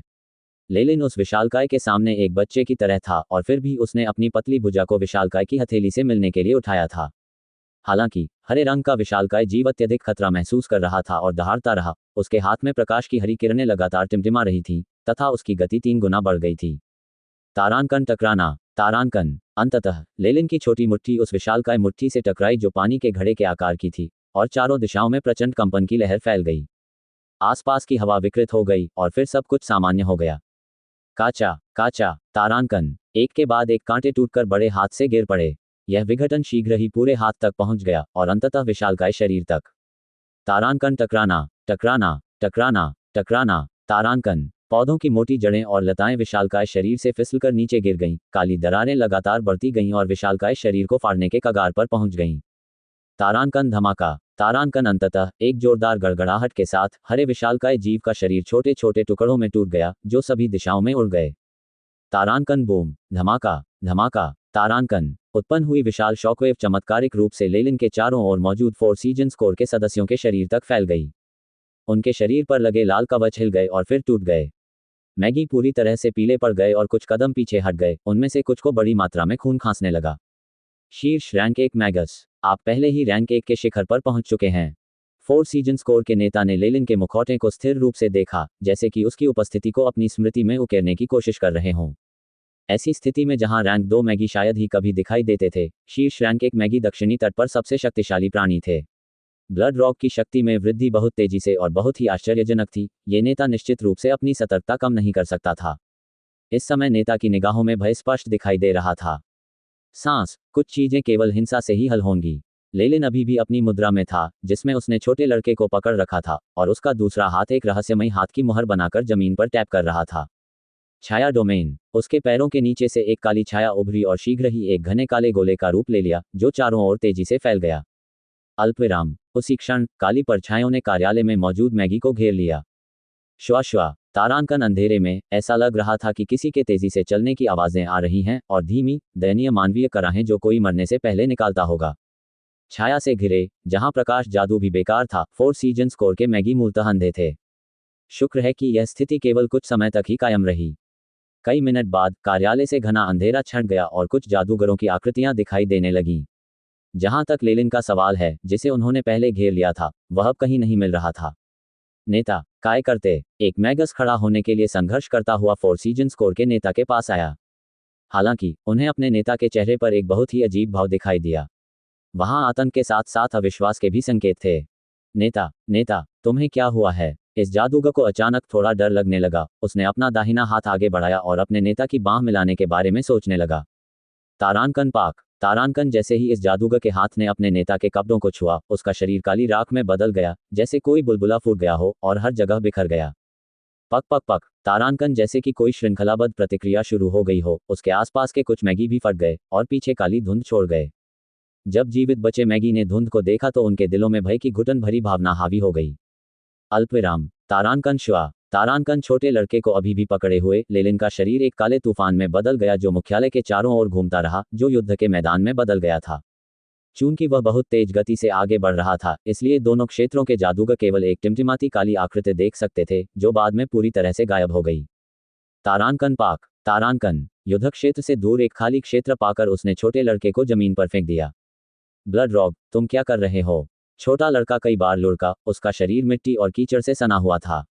हालांकि ऐसा लग रहा था कि उसने बोलने की अपनी क्षमता वापस पा ली है और जैसे ही वह खड़ा हुआ, उसने ठंडे स्वर में बात की। अपनी बकवास बंद करो और जायंट को यहाँ बुलाओ, लेलिन ने कहा। अब बहुत ही नाजुक समय आ गया है और मैं भी उनसे संपर्क नहीं कर सकता। ये बताते हुए उनके चेहरे पर एक अजीब सा भाव उभर आया। हालांकि इसके तुरंत बाद लेलिन ने उसे धक्का देकर एक तरफ कर दिया। हालांकि लेलिन ने छोटे लड़के को बोलने की क्षमता वापस पाने की अनुमति दे दी थी, लेकिन उसने स्पष्ट रूप से उसकी चेतना के सागर को नहीं खोला था। छोटे लड़के का कमजोर शरीर हवा में कई बार घुमा और फिर गिर गया। तारांकन क्रैक। तारांकन उसके शरीर के भीतर से हड्डियों के टूटने की आवाज आ रही थी। ऐसा लग रहा था जैसे कुछ पसलियां टूट गई हों। शांत और संयमित दिखते हुए लेलिन आगे बढ़ा और बत्तख को पकड़ने की तरह उसने लड़के की गर्दन पकड़ ली और उसे उठा लिया।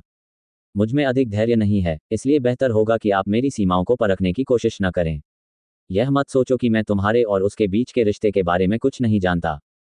हालांकि लेलिन शांत लग रहा था, लेकिन जिस लड़के को लेलिन घूर रहा था, वह अंदर से खाली महसूस कर रहा था। लेलिन की अथक निगाहों के नीचे उसे ऐसा लगा जैसे दूसरा आदमी उसके अंदर तक देख सकता है और उसके सारे रहस्य जान सकता है। नहीं, ये कैसे हो सकता? मैं हमेशा इस बारे में बहुत सावधान रहा हूँ। छोटे लड़के के दिमाग में कई विचार कौंधे और अंततः उसने हार मान ली। जल्दी करो। लेलिन ने अपनी पकड़ ढीली कर दी और लड़का तुरंत जमीन पर गिर गया। खांसी खांसी। लड़का जमीन पर बैठ गया, दोनों हाथों से उसकी गर्दन को सहलाया, जिस पर बैंगनी निशान पहले से ही स्पष्ट थे। लेलिन से अपनी चेतना के सागर को खोलने का अनुरोध किए बिना वह चुपचाप एक कोने में बैठ गया, मानो किसी अचंभे में हो। अप्रत्याशित रूप से लेलिन वास्तव में उसका इंतजार कर रहा था। इसमें ज्यादा समय नहीं लगा और कुछ ही मिनटों बाद हरे रंग की धुंध हवा में फैल गई और पूरे क्षेत्र में फैल गई। तुम्हें मेरी क्या जरूरत है? क्या तुम्हें नहीं पता कि हमारी योजना आपातकालीन स्थिति में प्रवेश कर चुकी है, लेलिन? जायंट की आवाज पहले की तरह ही कर्कश थी, लेकिन इस बार लेलिन उसकी आवाज में रोष सुन पा रहा था। चिंता के साथ। उसे मार डालो, जल्दी करो, उसे मार डालो। इस समय वह छोटा लड़का जो एक और निःशब्द होकर देख रहा था, अचानक उन्माद में आ गया। हरी धुंध उसकी रक्षा कर रही थी, जिससे उसे अपनी शक्ति वापस पाने में मदद मिली। उसके कारण हमारी पूरी योजना विफल हो गई। इसके अलावा उसने वास्तव में मेरे साथ इस तरह से व्यवहार करने का साहस किया। मैं उसे मरवाना चाहता हूँ। लड़के ने लेलिन को घूर कर देखा, उसकी आंखें जहरीले गुस्से से भरी हुई थीं। मुझे पता है। जायंट ने लेलिन की ओर देखते हुए संक्षिप्त रूप से सिर हिलाया। अतीत में अपनी गलतियों के बारे में तथा इस बार हमारी योजना को विफल करने के बारे में आप क्या कहना चाहेंगे? जैसे जैसे जायंट बोल रहा था, आसपास का कोहरा और अधिक गहरा होता गया, इस हद तक कि झाड़ियों और मिट्टी से सफेद धुआं निकलने लगा और वे बर्फ की तरह पिघल गए। मुझे क्या कहना है? लेलिन मुस्कुराया और फिर अपनी उंगलियां चटकाईं।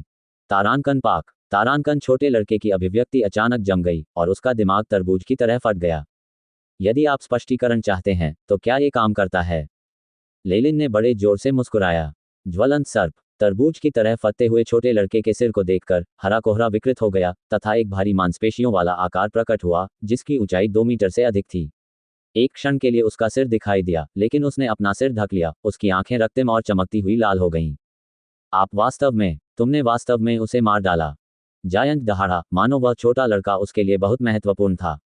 लेलिन को छोटे लड़के को जाने देने के बजाय उसे बेरहमी से मारते देख जायंट गुस्से से पागल होने की कगार पर था।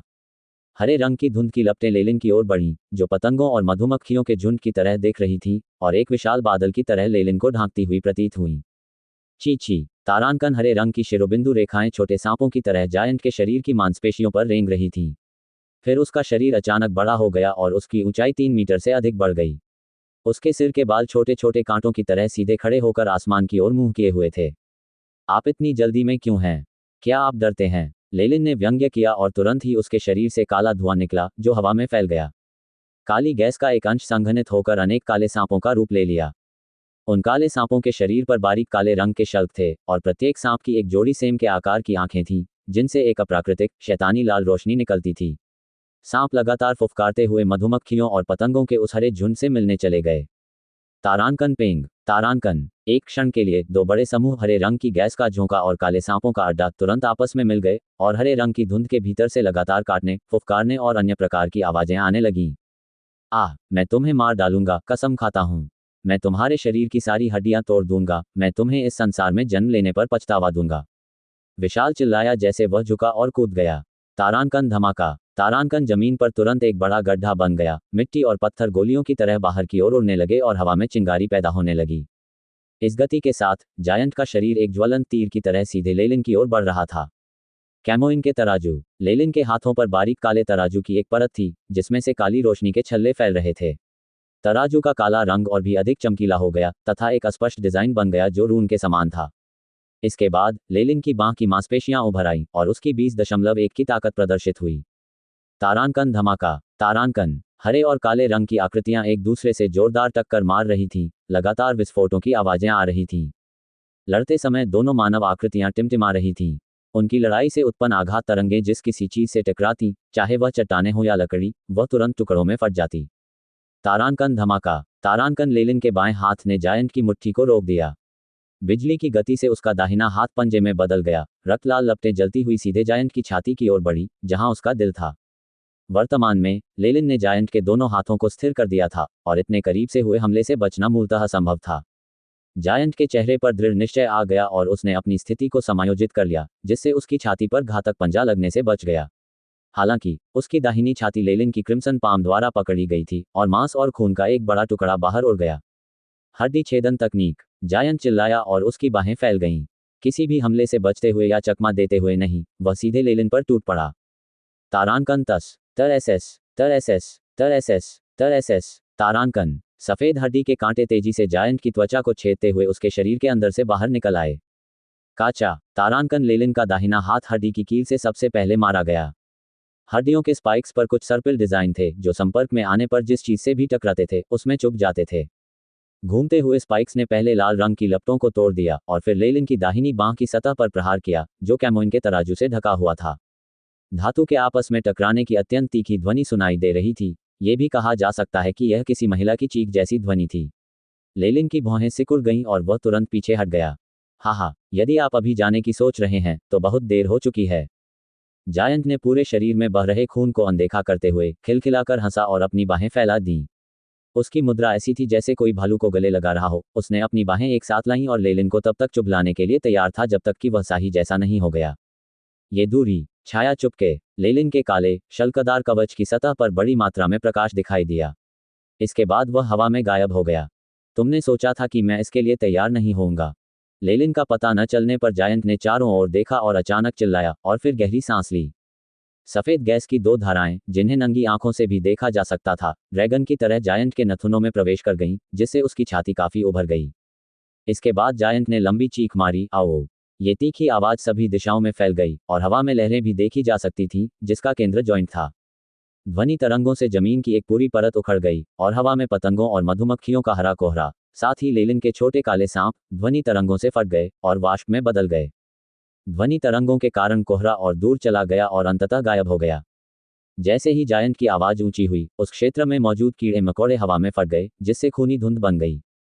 तारांकन वेंग। तारांकन। हवा में कुछ उतार चढ़ाव और काली रोशनी की चमक के साथ लेलिन का शरीर उसके छद्म आवरण से बाहर निकल आया। मैंने तुम्हें ढूंढ लिया, तुम शापित कीड़े।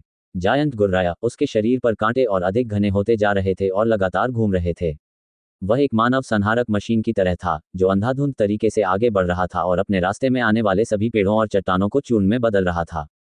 अव्यक्त आग का गोला। लेलिन ने इशारा किया और अनगिनत काले आग के गोले एक विशाल काले, ज्वलंत आग के गोले में परिवर्तित हो गए।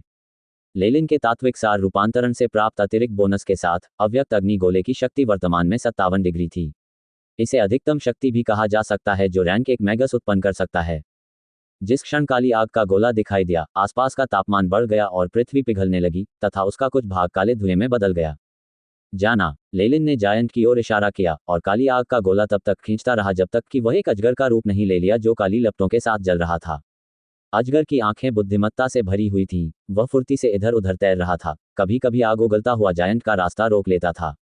जायंट की आंखें जलते हुए सांप पर टिकी थीं। उसके चेहरे पर भय स्पष्ट दिखाई दे रहा था। ऐसे शक्तिशाली मंत्र को नियंत्रित करने में सक्षम होना जिसके लिए अत्यधिक सटीकता की आवश्यकता होती है, इस क्षेत्र में लेलिन की अपार प्रतिभा को दर्शाता है। उनके सुधार की दर जायंट की उम्मीदों से कहीं अधिक थी। हिस्सस। ज्वलंत काला सर्प जायंट के शरीर के चारों ओर लिपटते हुए फुफकारने लगा। काचा। तारांकन अपने साथ प्रचंड गर्मी लेकर आई काली लपटें हड्डियों के कांटों से बने सफेद कवच से टकरा गईं। तारांकन गड़गड़ाहट। तारांकन भड़की हुई लपटें लगातार ऊपर उठती गईं और एक विशाल काले नरक में बदल गईं। नरक के मध्य में हड्डियों के कांटों से भरी हुई जायंट की आकृति चुपचाप खड़ी थी और काफी पीली दिख रही थी। हवा लगातार विकृत होती जा रही थी, अंदर की ओर सिकुड़ रही थी और ऐसा प्रतीत हो रहा था कि वह एक ब्लैक होल में तब्दील हो रही है। ये चारों ओर के सभी पदार्थों को चूसता रहा और छोटा होता गया। तारांकन गड़गड़ाहट। तारांकन। तभी धीरे धीरे जमीन से एक विशाल काले मशरूम जैसा बादल उठने लगा। अपार ऊर्जा तरंगें लगातार सभी दिशाओं में फैल रही थीं, इस हद तक कि फोर सीजन्स गार्डन के मुख्यालय में लड़ रहे दोनों गुटों के जादूगर भी इस शक्ति को महसूस कर सकते थे जो स्वर्ग और पृथ्वी को नष्ट कर सकती थी। क्या दो महान रैंक 2 मैगी की लड़ाई उन्हें यहां तक ले आए है? एक युवा तेज तर्रार मैगस ने अपना काम रोक दिया। हम क्या करें? क्या हमें जाकर देखना चाहिए? वे रैंक 2 मैगी हैं। मैंने पहले कभी कोई लड़ाई नहीं देखी है। तारांकन पाक। तारांकन। इसके तुरंत बाद उसके सिर के पिछले हिस्से पर जोरदार प्रहार हुआ। युवा उज्ज्वल मैगस ने पीछे मुड़कर दयनीय दृष्टि से सफेद दाढ़ी वाले मैगस को देखा। गुरुजी, क्या मैंने कुछ गलत कहा? बूढ़े प्रकाशमान मैगस का चेहरा झुर्रियों से भरा था, लेकिन उसकी आंखें ज्ञान से चमक रही थीं। उसने जरा भी संकोच नहीं किया और युवा जादूगर के सिर पर पुनः प्रहार किया। तुम अभी भी अचंभित क्यों हो? यहाँ से चले जाओ। रैंक 2 मैगी की लड़ाई के झटके ही आपको धूल का एक कण भी पीछे छोड़े बिना नष्ट करने के लिए पर्याप्त हैं। बूढ़ा जादूगर स्पष्टतः बहुत बुद्धिमान था और उसे जीवन का बहुत अनुभव था। वह जानता था कि मैगी के बीच यह उच्च स्तरीय लड़ाई सामान्य लोगों और यहाँ तक कि उनके जैसे निम्न श्रेणी के मैगी के लिए भी एक आपदा थी। क्या युवा प्रकाश मैगस ने अभी तक कोई प्रतिक्रिया नहीं दी थी? देखना। बूढ़े जादूगर ने उसके बाल खींचे और उसे युद्ध की दिशा में देखने को कहा। इस समय युवा मैगस को अचानक पता चला कि अंधेरे और प्रकाश के मैगी जो लड़ रहे थे वे सभी हार मान चुके थे। मानो वे आपसी सहमति पर पहुंच गए हों और मशरूम बादल की विपरीत दिशा में आगे बढ़ रहे हों। क्या अब तुम ये देख रहे हो? केवल आप जैसा कोई नौसिखिया ही रैंक 2 मैगी के बीच लड़ाई देखने के बारे में सोच सकता है। बूढ़ा जादूगर बोलते हुए युवा जादूगर को अपने साथ खींच रहा था। उसके पैरों के नीचे हरे तूफान थे और वह अदृश्य झोंकों का उपयोग करके उन दोनों को दूर भेज रहा था। अल्पविराम। काले मशरूम बादल के बीच में पिछले विस्फोट के कारण 10 मीटर से अधिक चौड़ा एक बड़ा गड्ढा बन गया था। गड्ढे के मध्य में एक अथाह छेद था जिसमें से काली चमक निकल रही थी, मानो वह पृथ्वी के केंद्र तक जाने का सीधा रास्ता हो। तारांकन धमाका। तारांकन। हरे कोहरे से घिरी एक सफेद मानव आकृति टूटी हुई हड्डियों के टुकड़ों के साथ जमीन पर गिर पड़ी। तारांकन पाक। तारांकन जायंट ने जमीन पर प्रहार किया और उसके शरीर ने फर्श को लंबे लंबे गड्ढे बना दिए। वह अत्यंत दयनीय लग रहा था। उसके शरीर की आधी से अधिक हड्डियां गायब थीं तथा उसका दाहिना हाथ भी गायब था। उसके पूरे शरीर पर गंभीर चोटें थीं। तारांकन शियू। तारांकन। उसके सामने एक काली आकृति प्रकट हुई और उसके बाद जो दिखाई दिया वह एक जोड़ी काल्पनिक रक्त लाल ज्वलंत पंजे थे। Crimson palm. दूसरी ओर लेलिन पूरी तरह ठीक था। वह उस अव्यक्त आग के गोले की ताकत से भी बहुत संतुष्ट था जिसे उसने अपनी पूरी ताकत से छोड़ा था। उसके चेहरे पर कोई भाव नहीं था जब वह शांतिपूर्वक जायंट पर अंतिम प्रहार कर रहा था। जायंट ने संघर्ष किया और थोड़ा रेंगने लगा, लेकिन प्रेत के लाल पंजों ने निर्दयतापूर्वक उसके दोनों पैरों को पकड़ लिया। काचा। तारांकन। जायंट के पैर टूट गए और पैरों से लाल लपटें उसके शरीर की ओर बढ़ने लगीं। रैंक 2 मैगस का आविर्भाव।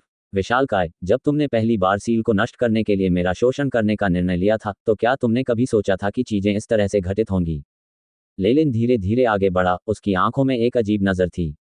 उसने शांतिपूर्वक अपना रक्त लाल दाहिना हाथ उठाया और एक और जादुई हमला करने की तैयारी करने लगा। तारांकन शियू। तारांकन। इसी क्षण एक आकृति जायंट के शरीर से अलग हुई। उसके शरीर से निकलने वाली ऊर्जा तरंगें ये संकेत दे रही थीं कि वह भी शीर्ष रैंक एक मैगस था। वह बहुत तेज गति से लेलिन की ओर झपटा। भ्रम की आंख। इस आदेश के बाद इस आकृति के पीछे एक खड़ी आंख की आकृति प्रकट हुई। वह प्रेत विभिन्न रंगों की धुंधली रोशनी बिखेरता हुआ आगे बढ़ रहा था।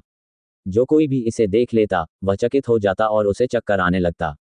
आकृति के हाथों में खंजर के रूप में 2 काले जादू की कलाकृतियां दिखाई दी जो लेलिन के महत्वपूर्ण क्षेत्रों की ओर वार करते हुए एक सांप की तरह घूम रही थीं। यह हमला बहुत अचानक हुआ था और हमलावर एक शीर्ष रैंक एक मैगस था जो छिपकर हमला करने में माहिर था। भले ही वह मार्ग जैसा कोई जादूगर हो, उसे बहुत कष्ट होगा। अजीब बात यह थी कि लेलिन के चेहरे पर आश्चर्य के कोई लक्षण नहीं थे। इसके बजाय उसके चेहरे पर एक मुस्कुराहट दिखाई दी जैसे उसे इसकी उम्मीद थी।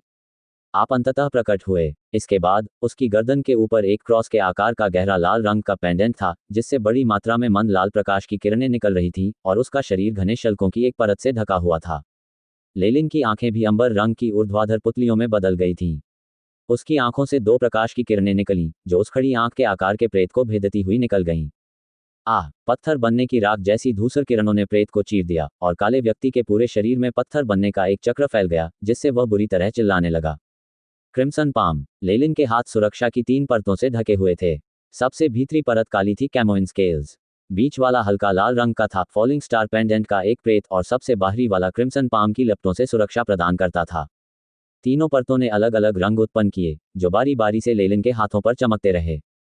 लेलिन ने उन 2 काले खंजरों का स्वागत किया जो उसकी ओर बढ़ रहे थे। तारांकन बूम। धमाका। तारांकन। यद्यपि काले खंजरों से मध्यम श्रेणी की जादुई कलाकृतियों की ऊर्जा तरंगें निकल रही थीं, फिर भी वे लेलिन से दूर उछल गईं। लेलिन की लाल हथेली ने बिना किसी हिचकिचाहट के काले आकृति की छाती पर प्रहार किया। तारांकन। गड़गड़ाहट। तारांकन। ये स्पष्ट था कि काली आकृति की छाती अंदर धंस गई थी और साथ ही हड्डियों के टूटने की कान फाड़ देने वाली आवाज भी थी। तारांकन धमाका। तारांकन। वह आकृति जमीन पर गिर गई और एक मैगस प्रकट हुआ जिससे लेलिन बहुत परिचित था। टीम लीडर सीजर, आप यहाँ क्या कर रहे हैं? और क्या आप ये भी बता सकते हैं कि आपने इतने अजीब तरीके से प्रकट होने का चुनाव क्यों किया? लेलिन सीजर के सामने आया और पूछताछ की। उसके लहजे से यह स्पष्ट था कि लेलिन सीजर के यहाँ आने से आश्चर्यचकित नहीं था। खांसी खांसी। वह काला व्यक्ति जिसने छिपकर हमला किया था, जैसी कि उम्मीद थी, सीजर था। हालांकि वह बुरी हालत में दिख रहा था, लगातार खून खांस रहा था और उसका चेहरा पीला पड़ गया था। उसके माथे पर तीसरी खड़ी आंख के चारों ओर भूरे पत्थर का एक छल्ला था। ये पत्थर बनने वाली आंख का प्रभाव था और यह अभी भी फैल रहा था। तुम्हें कब पता चला? सीजे ने लेलिन के प्रश्न का उत्तर नहीं दिया और इसके बजाय दूसरा प्रश्न पूछ लिया। एकदम शुरू से। ईमानदारी से कहूं तो मैं वास्तव में 3 आत्माओं का एक शरीर में प्रशिक्षण लेने के साहस के लिए आपकी प्रशंसा करता हूं, जो एक अत्यंत खतरनाक प्राचीन गुप्त तकनीक है। आप वास्तव में सफल हुए और बलपूर्वक अपनी आत्मा को 3 भागों में विभाजित कर दिया। लेलिन के चेहरे पर प्रशंसा स्पष्ट थी। उन्होंने पहले सीजे के ट्रम्प कार्ड का अनुकरण करने के लिए आई चिप का उपयोग किया था और फिर इन जैसी प्राचीन गुप्त तकनीकों के बारे में गहन शोध किया था। प्राचीन काल में भी इस प्रकार की तकनीकों को बहुत खतरनाक माना जाता था।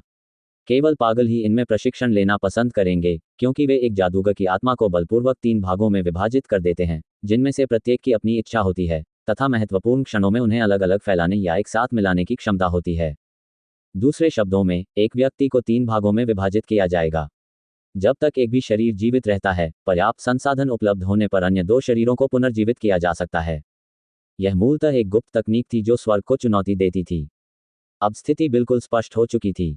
सीजर, जायंट और छोटा लड़का एक ही जादूगर के अलग अलग शरीर थे जो एक शरीर में 3 आत्माएं का अभ्यास करते थे, और सीजर एक जासूस था जिसे 4 सीजन्स गार्डन में सबसे गहरे में दफनाया गया था, और वही इस पूरी घटना का सूत्रधार था। लेलिन को यह अजीब लगा कि 1000 मेडलिंग हैंड्स को 4 सीजन्स गार्डन के बारे में इतना कुछ पता था, चेतना के मूल शरीर से जुड़ी सील को नष्ट करने के लिए एक मंत्र डिजाइन के साथ आने में सक्षम थे, और उनके पास रक्षा दस्तों के स्थानों का एक नक्शा था। ऐसा प्रतीत होता है कि शिकार दल के नेता सीजे के जासूस होने से सब कुछ समझ में आ रहा था। सीजे ने हंसते हुए कहा, यह सफलता से कोसों दूर है। मूलतः यदि लड़का भी शीर्ष रैंक 1 मैगस बनने में सक्षम होता, तो मैं सभी 3 निकायों को विलय करने में सक्षम होता और रैंक 2 मैगस बनने के लिए आगे बढ़ने का प्रयास करता। हालांकि यह अफसोस की बात है। बोलते समय सीजे की तीसरी आंख के किनारों से पत्थर जैसी त्वचा का एक छल्ला फैल गया था, जो लगभग उसकी नाक तक पहुंच रहा था। तुमने हमें यहाँ क्यों फुसलाया? सीजे ने जमीन पर लेटे हुए बिना किसी रक्षा संरचना को सक्रिय किए हुए पूछा। अब उसे पता चल गया था कि वह लेलिन के एक प्रहार का भी सामना नहीं कर पाएगा और खुद को बचाने की कोशिश करके खुद को अपमानित नहीं करने वाला था। आप चतुर हैं, मैं आपके साथ व्यापार करना चाहता हूं। मैं आशा करता हूं कि नहीं, उसकी बात मत सुनो, उसे मार डालो, मैं उसे मारना चाहता हूं। गंभीर रूप से घायल जायंट ने चिल्लाना शुरू कर दिया। लेलिन ने अपना सिर पकड़ते हुए कहा, लगता है मुझे पहले सभी परेशानी वाले मामलों का ध्यान रखना होगा। वह स्पष्ट रूप से बता सकता था कि सीजे के तीनों शरीरों में से केवल सीजे ही अपेक्षाकृत स्वस्थ था। जाहिर है जायंट और छोटे लड़के के कुछ पेंच ढीले थे, जो संभवतः इस तकनीक का दुष्परिणाम था। छोटे लड़के का पागलपन संभवतः जायंट से भी एक स्तर ऊपर था।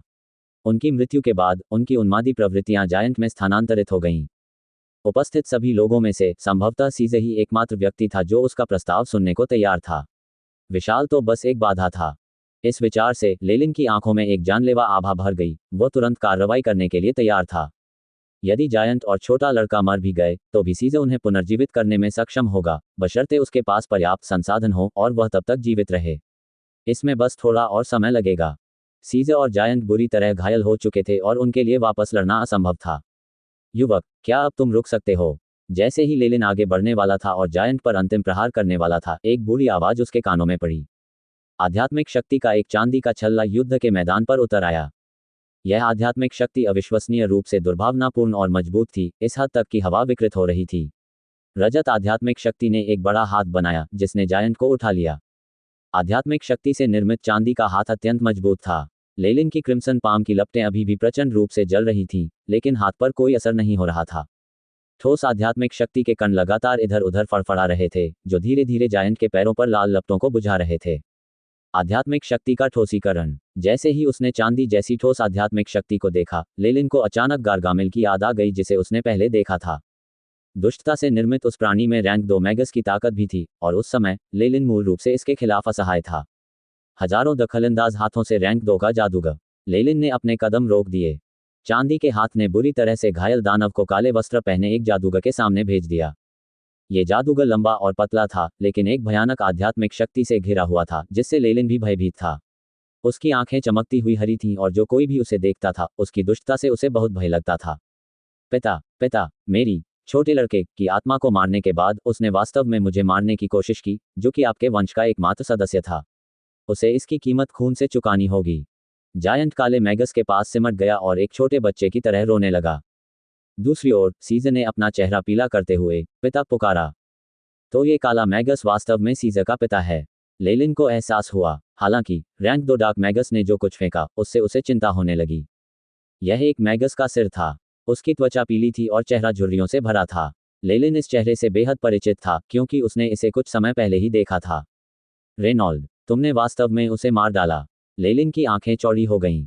ये रैंक 2 मैगस लेलिन की अपेक्षा से भी अधिक शक्तिशाली था, जो वास्तव में रेनॉल्ड का सिर काटने में सक्षम था, जो भी रैंक 2 मैगस था।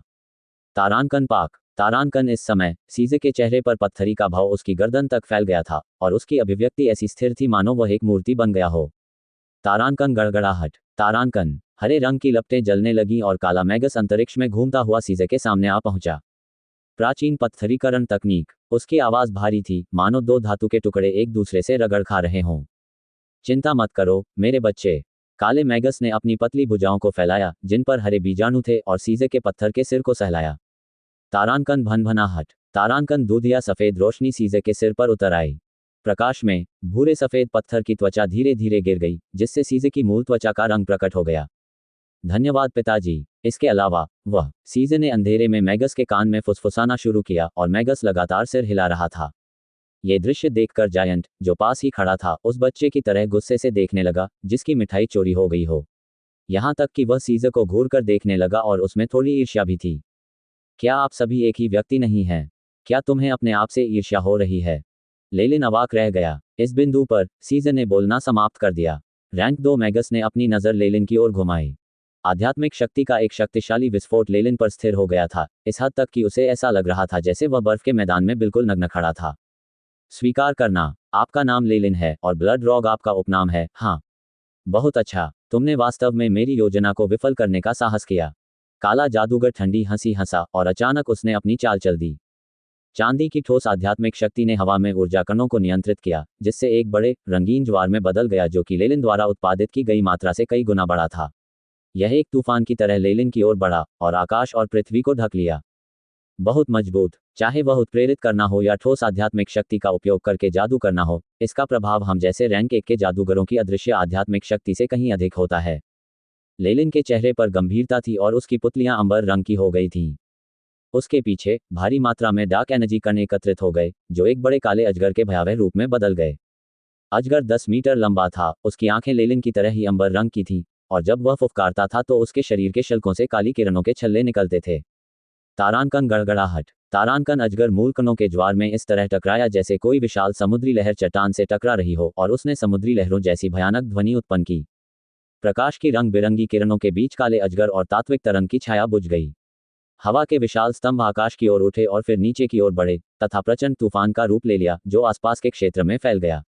लेलिन तेजी से 4 या 5 कदम पीछे हटा। उसका चेहरा पीला पड़ गया था और उसके नथुनों से खून की 2 धारें टपक रही थीं। हो, तुम आधे भी बुरे नहीं हो। मैंने जितने भी रैंक 1 मैगी देखे हैं, उनमें से आप संभवतः सबसे शक्तिशाली हैं। आप वर्तमान में रैंक 2 मैगस की सीमा पर हैं। काला मैगस स्थिर था, केवल हवा की आवाज उसके कब्दों में सरसराहट की थी। लेकिन यह अफसोस की बात है, रैंक 1 मैगस अभी भी रैंक 1 ही है और हमारे बीच अभी भी बहुत बड़ा अंतर है। एक प्रतिभाशाली व्यक्ति को व्यक्तिगत रूप से मारने की भावना वास्तव में मुझे नशे में डाल रही है। डार्क मैगस ने खुद से ही बड़बड़ाया। उसकी आंखों में गहरा हरा प्रकाश अचानक इतना तीव्र हो गया कि वह 2 प्रकाश किरणों में ठोस हो गया। पीड़ा भरी चीख खांसी। जैसे ही काला मैगस हमला करने वाला था, उसके शरीर से प्रकाश टिमटिमाने लगा और वह जोर से खांसने लगा। हरे प्रकाश के छल्ले चमकने लगे, जैसे उसके शरीर से पौधों जैसी दिखने वाली चीजें निकलने लगी हों। उसके हाथों पर हरे बीजाणु अंकुरित होने लगे और हरे पौधे की टहनियां उगकर उसके पूरे शरीर में फैल गईं। तो रेनॉल्ड जैसे रैंक 2 मैगस को मारना बिना कीमत के नहीं था। इस दृश्य को देखते हुए लेलिन एक निष्कर्ष पर पहुंचा। रेनॉल्ड जैसे रैंक 2 मैगस को मारने में डार्क मैगस को कुछ गंभीर चोटें आई होंगी। यह उनकी योजना के अगले भाग के लिए लाभदायक था। इसी समय गुप्त विमान का प्लेटिनम द्वार अचानक गड़गड़ाया। उत्पन्न ऊर्जा तरंगें इतनी स्पष्ट थीं कि लेलिन उन्हें अपने वर्तमान स्थान से भी महसूस कर सकता था। इसके बाद एक अज्ञात प्राणी जो कम से कम रैंक 2 का जादूगर रहा होगा, गुप्त विमान के द्वार से गुजरा और उनके पास पहुंचा। तुम बहुत काले कमीने हो, बिजली का न्याय प्राप्त करो। यह आवाज क्रोध से भरी हुई थी और ऐसा लग रहा था जैसे कि वह आग की लपटों से भरी हुई हो। तारांकन हुआ लाला। तारांकन, असंख्य नीली बिजली की चमक जो पागल सांपों की तरह थी पूरे आकाश में बिखर गई और वर्षा की बूंदों की तरह गिरने लगी। काचा, तारांकन, एक बाल्टी जितनी चौड़ी विद्युत धारा ने एक काले मैगस को मारा जिसे बचने का मौका नहीं मिला। ये काला जादूगर बिजली की चमक के बीच तुरंत राख में बदल गया, उसका शरीर बिखर गया। तारांकन बूम, धमाका, धमाका, तारांकन गुप्त विमान के प्लेटिनम प्रवेश द्वार से रोशनी फूट पड़ी। हर बार जब ये चमकता था तो प्रकाश मागी के समूह उस क्षेत्र में उतर आते थे। ये हल्के मैगी वर्दी पहने हुए थे और उनके शरीर से खून की धातु जैसी गंध स्पष्ट थी। डार्क मैगी की तुलना में, जो पहले से ही लड़ाई में विशेषज्ञ थे, लाइट मैगी के बीच कार्य का विभाजन और भी अधिक कुशल था। युद्ध में विशेषज्ञ मागी खूनी युद्धों में अत्यधिक अनुभवी थे। कुछ की ताकत तो डार्क मैगी से भी अधिक थी। इन प्रकाशमान जादूगरों की मदद से स्थिति को बदला जा सका। फोर सीजन्स गार्डन के बजाय थाउजेंड मेडलिंग हैंड्स के डार्क मैगी ने अपना लाभ खो दिया। वे यहाँ हैं। प्रकाश मैगी गठबंधन से सुदृढ़ीकरण। लेलिन बुदबुदाया। उसने जल्दी से अंधेरे मैगी पर नजर डाली जो बिजली के बोल्ट से दब रहे थे। देखिए महाराज, प्रकाश मैगी के सुदृढ़ीकरण आ गए हैं। क्या आपको अभी भी गुप्त विमान के द्वार को नष्ट करने का विश्वास है? लेलिन ने पूछते हुए हल्की सी मुस्कान दी। नहीं, लेकिन मुझे लगता है कि मेरे पास जो थोड़ा समय बचा है वह तुम्हें मारने के लिए पर्याप्त है, उसके बाद ही मैं पीछे हटूंगा। काला जादूगर एक क्षण के लिए चुप हो गया और फिर व्यंग्यात्मक लहजे में बोला, क्या ऐसा है? लेलिन की पीठ पर सक्शन मंत्र संरचना का रून चमक उठा और उसकी छाती के सामने एक भूरा पीला मंत्र संरचना उभर आई। उस क्षण एक भूरे पीले प्रकाश ने पृथ्वी को ढक लिया तथा उस क्षेत्र के चारों ओर गुरुत्वाकर्षण लगभग 30 गुना बढ़ गया। प्राचीन चूषण मंत्र गठन और गुरुत्वाकर्षण मंत्र गठन। आप वास्तव में यहाँ दोनों का उपयोग कर रहे हैं। अंधेरे मैगस की आवाज में डर का हल्का सा संकेत था। इन दो मंत्रों के अतिरिक्त बोनस के साथ, भले ही वह अपनी सर्वश्रेष्ठ स्थिति में हो, उसे विश्वास नहीं था कि वह लेलिन को हरा पाएगा। वर्तमान में उसकी शक्ति समाप्त हो चुकी थी और उसका प्रतिद्वंद्वी निश्चित रूप से बच निकलने में सक्षम होगा। मैं वास्तव में अभी भी डार्क मैगी की तरफ हूँ। आखिरकार तेंदुआ अपने धब्बे तो नहीं बदल सकता। लेलिन ने जल्दी जल्दी कहा, गुप्त विमान के द्वार को पूरी तरह से नष्ट करने के बजाय मेरा मानना है कि उस पर कब्जा करना और भी अधिक मूल्यवान होगा। उसकी आवाज में एक आकर्षक गुण था। इसका क्या मतलब है? काले जादूगर ने ठंडे स्वर में पूछा, लेकिन अपना हमला रोक दिया। फिलहाल रेनॉल्ड पहले ही मर चुका है, सभी मुख्य डिवीजनों के टीम लीडर मर चुके हैं और सीजर और मैं यहाँ सबसे अधिक अधिकार रखने वाले मैगी हो सकते हैं। प्रकाश मैगी से प्राप्त सुदृढ़ीकरण को अंततः छोड़ना होगा। एक बार ऐसा हो जाए और मुख्यालय से किसी नए सदस्य को यहाँ नियुक्त किए जाने से पहले हम सर्वोच्च प्राधिकार वाले लोग होंगे और परिणामस्वरूप प्रभारी होंगे। लेलिन भावशून्य था। एक बार ऐसा हो जाए तो हम आपके साथ गुप्त रूप से सहयोग करना जारी रखेंगे और आपको यहाँ मंत्र संरचनाओं और रक्षा संरचनाओं तक पहुँच प्रदान करेंगे। क्या इससे सब कुछ आसान नहीं हो जाएगा? श्याम जादूगर ने कुछ देर तक विचार किया और फिर गंभीरतापूर्वक इस प्रश्न पर विचार किया। ये ध्यान दिया जाना चाहिए कि यह एक बहुत ही आकर्षक प्रस्ताव था और बहुत ही व्यवहार्य था। लेलिन के ऐसा कहने के बाद वह डार्क मैगस को थोड़ा कांपता हुआ महसूस कर सकता था। हम उसकी हत्या कर सकते हैं या उसे बलि का बकरा बना सकते हैं। वैसे भी हमें बस कुछ समय चाहिए। जब तक मुख्यालय को पता चलेगा कि क्या हुआ था, तब तक हम बहुत पहले ही जा चुके होंगे। लेलिन ने तेजी से जवाब दिया।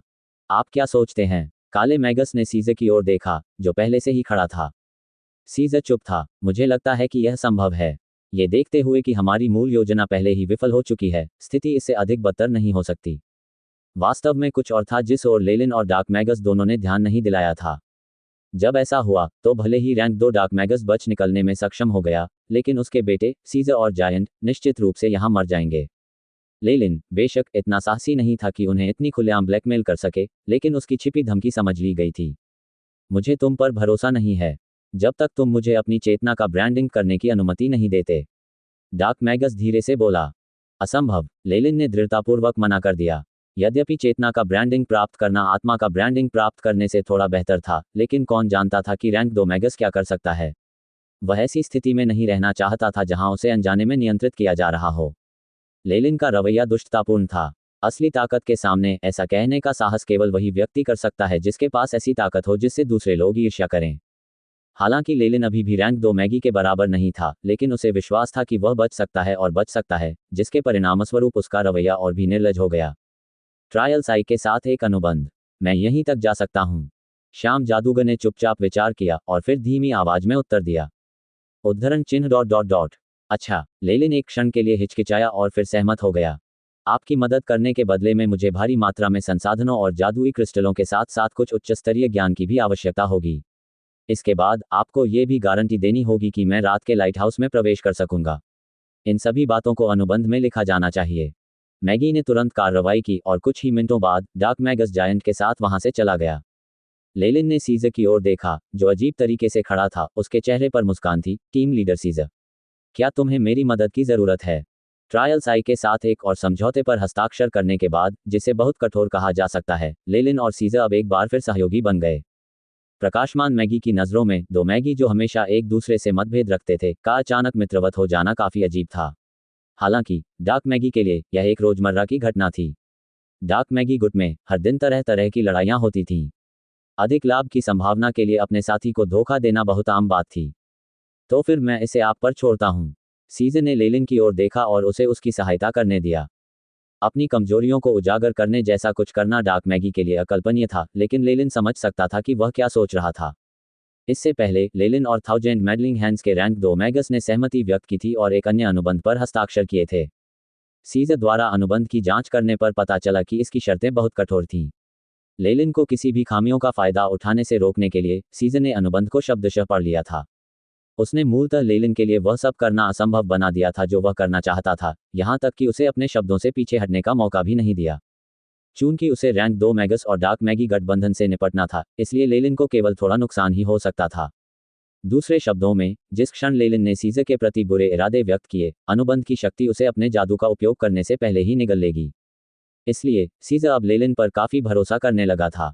हमें वैद से संबंधित अपने उद्देश्यों के लिए तेजी से काम करने की जरूरत है। सीजर के होंठ हल्के से हिले, उसकी धीमी आवाज लेलिन के कानों में गई। शिकार दल के प्रभारी के रूप में, जिसके पास वास्तव में सच्चा अधिकार था, सीजर को 4 सीजन्स गार्डन में बहुत ऊंचा स्थान प्राप्त था। वह रेनॉल्ड के बाद दूसरे स्थान पर थे और केवल कुछ ही लोग उनके अधिकार की बराबरी कर सकते थे। इससे भी अधिक संयोग की बात यह थी कि कुछ शीर्ष रैंक एक मैगी विभिन्न कारणों से युद्ध के मैदान में मारे गए थे। कुछ लोगों को तो लेलिन ने व्यक्तिगत रूप से मार डाला था। जब तक वैड का निपटारा नहीं हो जाता, सीजर तुरंत लाइटनिंग कॉर्प की हर चीज पर नियंत्रण कर लेगा। लेलिन ने संक्षेप में विचार किया। वर्तमान में पूरे अनंत नदी के मैदानों के गुप्त विमान में 4 सीजन्स गार्डन को एक घातक झटका लगा था। रेनॉल्ड, एक महान बुजुर्ग के अलावा, युद्ध और रक्षा दल के सभी नेता युद्ध में मारे गए थे। मेरिट पॉइंट्स एक्सचेंज सेंटर के प्रभारी व्यक्ति की लेलिन ने हत्या कर दी थी और यह अज्ञात था कि मुख्यालय से आए दूत वैड जीवित थे या मृत। लेलिन ये जानकर दंग रह गया कि गुप्त विमान में 4 सीजन्स गार्डन के मुख्यालय में केवल 2 शीर्ष रैंक एक मैगी हो सकते हैं, सीजर और वह स्वयं। इन परिस्थितियों में मुख्यालय में उनके अधिकार का दोहन करना आसान काम होगा। यद्यपि बाहरी दुनिया में मुख्यालय निश्चित रूप से त्वरित प्रतिक्रिया करेगा तथा बड़ी संख्या में मैगी और यहां तक कि रैंक 2 मैगी को भी जांच के लिए भेजेगा, लेकिन इसमें समय लगेगा। सीजर और लेलिन इस समय का उपयोग 4 सीजन्स गार्डन की शक्ति को और कम करने और डार्क मैगी के लिए अवसर पैदा करने के लिए कर सकते हैं। जब तक प्रकाश मैगी को पता चलता, तब तक रक्षा की युद्ध संरचना पर अंधेरे मैगी का पूर्ण नियंत्रण हो चुका होता तथा स्थिति तैयार हो चुकी होती। यदि एक और बड़ा युद्ध हो, जिसमें 4 प्रवेश द्वारों पर डार्क मैगी का नियंत्रण हो और 3 प्रवेश द्वार लाइट मैगी के नियंत्रण में हो, तो भी डार्क मैगी को लाभ होगा। लेलिन ने इतना आकर्षक चारा फेंका था, जिससे उसने डार्क मैगस को काटने के लिए राजी कर लिया था। ये लॉर्ड सीजर है और गश्ती निरीक्षक लेलिन। जैसे ही वे 4 सीजन्स गार्डन के मुख्यालय के पास पहुंचे, लेलिन और सीजर की आकृतियां बड़ी संख्या में बचे हुए प्रकाश मैगी द्वारा तुरंत देखी गईं। बचे हुए सदस्य तुरंत उनका अभिवादन करने के लिए आगे आए। लेलिन ने अपनी नज़र सब पर दौड़ाई। इन जादूगरों के वस्त्र फटे हुए थे और उनके चेहरों पर धूल और खून के निशान थे। उन सभी मैगी के लिए जिन्होंने सीजर और लेलिन को देखा था, यह ऐसा था मानो उन्होंने उनके संगठनों के स्तंभों को देखा हो। ऐसा लगता है कि 4 सीजन्स गार्डन में उच्च स्तरों का नुकसान मेरी सोच से भी अधिक बुरा है। लेलिन ने खुद से स्वीकार किया कि जब वह गश्ती निरीक्षक था, तब उसने कुछ भी अच्छा काम नहीं किया, बल्कि हर विभाग से खूब वसूली की। हालांकि जब इन मैगी ने लेलिन को देखा, तो वे एकत्रित हुए और उसका अभिवादन किया। उनके उत्साह ने उसे बहुत आश्चर्यचकित कर दिया। दुर्भाग्यवश 4 सीजन्स गार्डन में अब कोई भी शीर्ष रैंक एक मैगस नहीं बचा था। इसका मतलब यह था कि सीजर और लेलिन, लाइट मैगी की ओर से शीर्ष रैंक एक मैगी के 2 एकमात्र व्यक्ति थे। यही कारण था कि उनका इतने उत्साह और प्रबल आशा के साथ स्वागत किया गया था। अगर उन्हें पता चल गया कि सीजर और मैं इस हालिया हमले के सूत्रधार थे, तो कौन जाने उनके चेहरे पर क्या भाव होगा। लेलिन थोड़ा हतप्रभ था, लेकिन फिर भी उसने गंभीर भाव बनाए रखा। क्या मैं जान सकता हूं कि वर्तमान में 4 सीजन्स गार्डन में सर्वोच्च अधिकारी कौन है? इस समय चांदी सफेद वस्त्र पर बिजली की आकृतियां बनाए एक जादूगर ने जादूगरों को अलग किया और उनके पास पहुंचा। मैं सीजर हूं, शिकार दल का नेता हूं। ये व्यक्ति मैगस लेलिन है, जो नवनियुक्त गश्ती निरीक्षक है। सीज़र का चेहरा बोलते समय पीला पड़ गया था। हम लाइट मैगी गठबंधन के लाइटनिंग कोर हैं। हमारे कोर के नेता आपसे मिलना चाहेंगे। मैगस के चेहरे पर शून्यता थी, मानो वह अपनी भावनाओं को व्यक्त करने में असमर्थ हो। सीज़र की गंभीर चोटों की परवाह न करते हुए वह आगे बढ़े और नेतृत्व किया। फोर सीजन्स गार्डन के आसपास के मैगी डर गए और आगे बढ़ने की हिम्मत नहीं जुटा पाए। प्रकाश मैगी गठबंधन जैसे बड़े संगठन की तुलना में फोर सीजन्स गार्डन कई सहयोगियों में से एकमात्र था। इसके अलावा लाइटनिंग कोर का प्रत्येक सदस्य कम से कम अर्ध परिवर्तित मैगस था, जो उन्हें फोर सीजन्स कोर के कुलीनों के समकक्ष बनाता था। उनकी संख्या अधिक थी और संयोगवश नेता रैंक 2 मैगस था, जिसका वे मुकाबला नहीं कर सकते थे। लेलिन ने अपने कंधे उचकाए, सीज़र से नजरें मिलाईं और आगे बढ़ गया। वे स्वाभाविक रूप से यहाँ के मुख्यालय से परिचित थे। नष्ट दीवारों वाले क्षेत्र से गुजरने के बाद लेलिन और सीज़र एक अस्थायी अतिथि हॉल में लाइटनिंग कोर के नेता से मिले। क्या आप सीज़र हैं? 19 साल पहले हम रेनॉल्ड्स वाइन रिसेप्शन में मिले थे। अप्रत्याशित रूप से ये मैगस सीज़र को जानता था। सीज़र ने तुरंत झुककर अभिवादन किया, तो ये लॉर्ड डेसमंड है। लेलिन ने अपना सिर झुकाया और थोड़ा झुका और दूसरे रैंक के इस मैगस पर एक नज़र डाली। डेसमंड ने अपने मजबूत शरीर पर एक नीला लबादा लपेटा हुआ था, जिससे उसकी छाती और उभरी हुई मांसपेशियां गर्व से प्रदर्शित हो रही थीं। उसके सुनहरे बालों के नीचे माथे पर बिजली का नीला निशान था। लेलिन का सबसे अधिक ध्यान डेसमंड की आंखों पर गया। जब भी वे पलकें झपकाते तो हल्की विद्युत धाराएं चमक उठतीं। ये बहुत ही आश्चर्यजनक था। आप कहाँ चले गए थे? रैंक 2 मैगस ने तुरंत पूछा। मेरे नाथ, इससे पहले मैं डार्क मैगी के साथ लड़ाई में शिकार दल का नेतृत्व कर रहा था, जिसके परिणामस्वरूप कई लोग हताहत हुए। अंत में मुझे भी चोटें आईं और मैगस लेलिन के जल्दी आने के कारण ही मैं बच सका। सीज़र ने एक कहानी सुनानी शुरू की जो उसने पहले बनाई थी। इसका सार ये था कि वह युद्ध में पराजित हो चुका था, लेकिन लेलिन ने उसे समय रहते बचा लिया था। ये वह संस्करण था जिस पर उन्होंने पहले लेलिन के साथ चर्चा की थी, और उन्होंने सभी हताहतों की संख्या भी दर्ज कर ली थी। बेशक सीज़र अपने ही टीम के सदस्यों के विनाश के लिए एकमात्र दोषी था, और उन दोनों ने युद्ध का भ्रम पैदा करने के लिए कहीं और से कुछ अंधेरे मैगस शवों को भी वहां लाकर खड़ा कर दिया था। इस मामले को छुपाने में रैंक 2 मैगस की मदद से ये बहुत संभावना थी कि उनका पता नहीं चल पाएगा। लेलिन को सबसे अधिक राहत इस बात से हुई कि डेसमंड ने बस गुजरते हुए पूछा था। उसने सिर हिलाया और आगे कोई सवाल नहीं पूछा। हालांकि वे सभी लाइट मैगी गठबंधन का हिस्सा थे, लेकिन डेसमंड एक बाहरी व्यक्ति था। ये ऐसी चीजें थीं जिनके लिए फोर सीजन्स गार्डन को अपनी जांच टीम भेजकर हर चीज की उचित तरीके से जांच करनी पड़ी। आप दोनों शीर्ष रैंक 1 मैगी और वैड फोर सीजन्स गार्डन की अंतिम ताकत होंगे। डेसमंड गंभीर दिख रहा था। Tang tang, तारांकन। सीज़र कुछ कदम पीछे हट गया, उसका चेहरा अविश्वास से भरा हुआ था। आखिरी बल। क्या इसका मतलब ये हुआ? Lord Reynold. सीज़र के ऑस्कर योग्य अभिनय कौशल को देखकर लेलिन अवाक रह गया। यद्यपि लेलिन को झटका लगा था, लेकिन उसकी अभिव्यक्ति आई चिप द्वारा उसके चेहरे की मांसपेशियों के हेरफेर से बनी थी। यदि ऐसा नहीं होता तो अपने वर्तमान अभिनय कौशल के साथ वह निश्चित रूप से एक धूर्त बूढ़े लोमड़ी डेसमंड द्वारा देखा गया होता। चाहे वह कितना भी असभ्य दिखता हो, वह अभी भी रैंक 2 का जादूगर था, और बुद्धिमत्ता या अवलोकन कौशल के मामले में वह किसी से कम नहीं था। इसकी तुलना में सीज़र का प्रदर्शन उल्लेखनीय था। नहीं, मैं इस पर विश्वास नहीं करता। लॉर्ड रेनॉल्ड रैंक 2 के मैगस हैं। और सीज़र की आंखें चमक उठीं और वह बड़बड़ाता रहा। हालांकि मुझे भी इस पर विश्वास करना कठिन लगता है, लेकिन ये सच है। रेनॉल्ड गिर गया है। मुझे उसकी जीवन शक्ति समाप्त होती हुई महसूस हुई। दुर्भाग्यवश मैं बहुत देर से पहुंचा, अन्यथा मैं निश्चित रूप से उसे बचा सकता था। मुझे खेद है। डेसमंड ने अपनी छाती को छुआ, उसके चेहरे पर खेद झलक रहा था। रेनॉल्ड के अच्छे दोस्त के रूप में मैं उसकी अंतिम इच्छा को पूरा करूंगा और डार्क मैगी से बदला लूंगा। इस कोर नेता की गारंटी। धन्यवाद आदरणीय प्रभु। सीज़र के चेहरे पर उसका दृढ़ संकल्प झलक रहा था। जब मैं ठीक हो जाऊंगा तो बदला लेने के लिए तुरंत मिशन के लिए आवेदन करूंगा। डेसमंड ने सिर हिलाया और फिर ताली बजाई। तारांकन गड़गड़ाहट। तारांकन अस्थायी कमरे के दोनों छोर पर फर्श की तख्तियां फट गईं और कमरे के बीच से एक बड़ा पारदर्शी धातु का खंभा उभरा। खंभे के हृदय से घूमते गियरों की आवाजें आ रही थीं। चमकती हुई रून की धाराएं लगातार ऊपर की ओर बढ़ रही थीं, जिससे एक जादुई दृश्य उत्पन्न हो रहा था। ये फोर सीजन्स गार्डन के रक्षात्मक गठन का मुख्य नियंत्रण है। इसमें शक्तिशाली हस्तक्षेप हुआ था तथा प्रक्रियागत मंत्र डिजाइन में भी कुछ समस्याएं थीं। हालांकि इसके बारे में चिंता मत करो, क्योंकि मैंने इसे पहले ही ठीक कर दिया है। गठबंधन के प्रस्तावित कानूनों में वर्णित नियमों के आधार पर मैं अब लाइटनिंग कोर के नेता के रूप में फोर सीजन्स गार्डन की संकट टीम के गठन की घोषणा करता हूं, जो रक्षात्मक और मंत्र संरचनाओं का प्रभारी होगा। सदस्यों में सीज़र, लेलिन और वैड शामिल होंगे। यदि आपके विचारों में मतभेद हैं तो आपको बहुमत के निर्णय के आधार पर निर्णय लेना चाहिए। डेसमंड ऐसे बोल रहा था मानो वह कोई कविता पढ़ रहा हो, और प्रकाश के वृत्त, जो किसी अनुबंध और उत्सव का प्रतिनिधित्व कर रहे थे, उन तीनों के चारों ओर टिमटिमा रहे थे। तो अब इस समारोह को पूरा करो ताकि निर्माण जिन अपने स्वामी को पहचान सके। डेसमंड ने कमरे के बीच में लगे धातु के खंभे की ओर इशारा किया। अपनी हथेली इस पर दबाओ। निर्माण जिन स्वचालित रूप से आपकी आत्मा की आभा को रिकॉर्ड करेगा और आपको अधिकार देगा। सीजन ने सिर हिलाया और फिर अपनी हथेली को धातु के खंभे की सतह पर रख दिया। अपनी आंखें बंद कर लीं और ऐसा प्रतीत हुआ जैसे वह चेतना के एक शरीर के साथ संवाद कर रहा हो। कुछ क्षण बाद प्रशंसा से भरकर उसने अपना हाथ हटा लिया। आपकी बारी। लेलिन ने भी सिर हिलाया और अपना हाथ खंभे पर रख दिया। धातु के खंभे की सतह बहुत चमकदार थी और उसे छूने पर उसे अजीब सा एहसास हुआ। वह बहुत मुलायम था, मानो वह धातु न होकर कपास हो। ये धातु की बर्फीली प्रकृति से भी भिन्न था।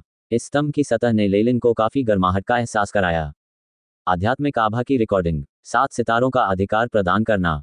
लेलिन के दिमाग में एक रोबोट जैसी महिला की आवाज गूंजी। यह एआई चिप की लिंग रहित आवाज से भिन्न थी तथा इसकी जगह एक स्पष्ट स्त्री आवाज थी। क्या ये कोई संरचना जिन है? लेलिन थोड़ा उदास था। चाहे विज्ञान हो या जादू, बात जब आती है तो एक ही लक्ष्य को प्राप्त करने के लिए मूलतः अलग अलग साधन होते हैं। हालांकि इस संरचना जिनमें स्पष्ट रूप से कोई बुद्धिमत्ता नहीं थी और वह केवल रोबोट के रूप में ही लेलिन के प्रश्नों का उत्तर दे सकता था। इस चेतना के साथ संचार त्वरित था और मात्र 10 सेकंड में लेलिन काफी हद तक ये समझने में सक्षम हो गया कि उसका अधिकार कहां तक फैला हुआ है और गठन जिन का कार्य क्या है। ये संरचना जिन 4 सीजन्स गार्डन द्वारा स्थापित सभी रक्षात्मक मंत्र संरचनाओं का मूल था। फॉर्मेशन जिन के माध्यम से कोई भी व्यक्ति किसी भी एक क्षेत्र की आसानी से जांच कर सकता है। हालांकि इस मंत्र रचना में पहले डाक मैगी द्वारा भारी हस्तक्षेप किया गया था, जिसके परिणामस्वरूप इस बार हमला अप्रत्याशित था। जहां तक उसके अधिकार की सीमा का प्रश्न है, इसका तात्पर्य यह था कि वह कितनी जनशक्ति को अपने अधीन कर सकता था। कमान की श्रृंखला में कुल 9 सितारे शामिल थे, जिनमें से एक के पास सबसे कम अधिकार था और 9 के पास सबसे अधिक कमान थी। लेलिन की वर्तमान रैंकिंग 7 सितारों की थी और इसलिए वह किसी को भी घेरने के लिए 4 सीजन्स गार्डन में अधिकांश रक्षात्मक बलों को भेजने में सक्षम था। साथ ही कुछ शीर्ष गुप्त दस्तावेजों को छोड़कर सभी उपलब्ध सूचनाओं तक उसकी पहुंच थी। अतीत में रेनॉल्ड के पास 9 सितारे थे और वह फॉर्मेशन जिन को आत्मा विनाश करने का आदेश देने में सक्षम था। इस आपात स्थिति से निपटने के लिए लेलिन, वेड और सीजर को अस्थायी रूप से केवल 7 सितारे दिए गए थे।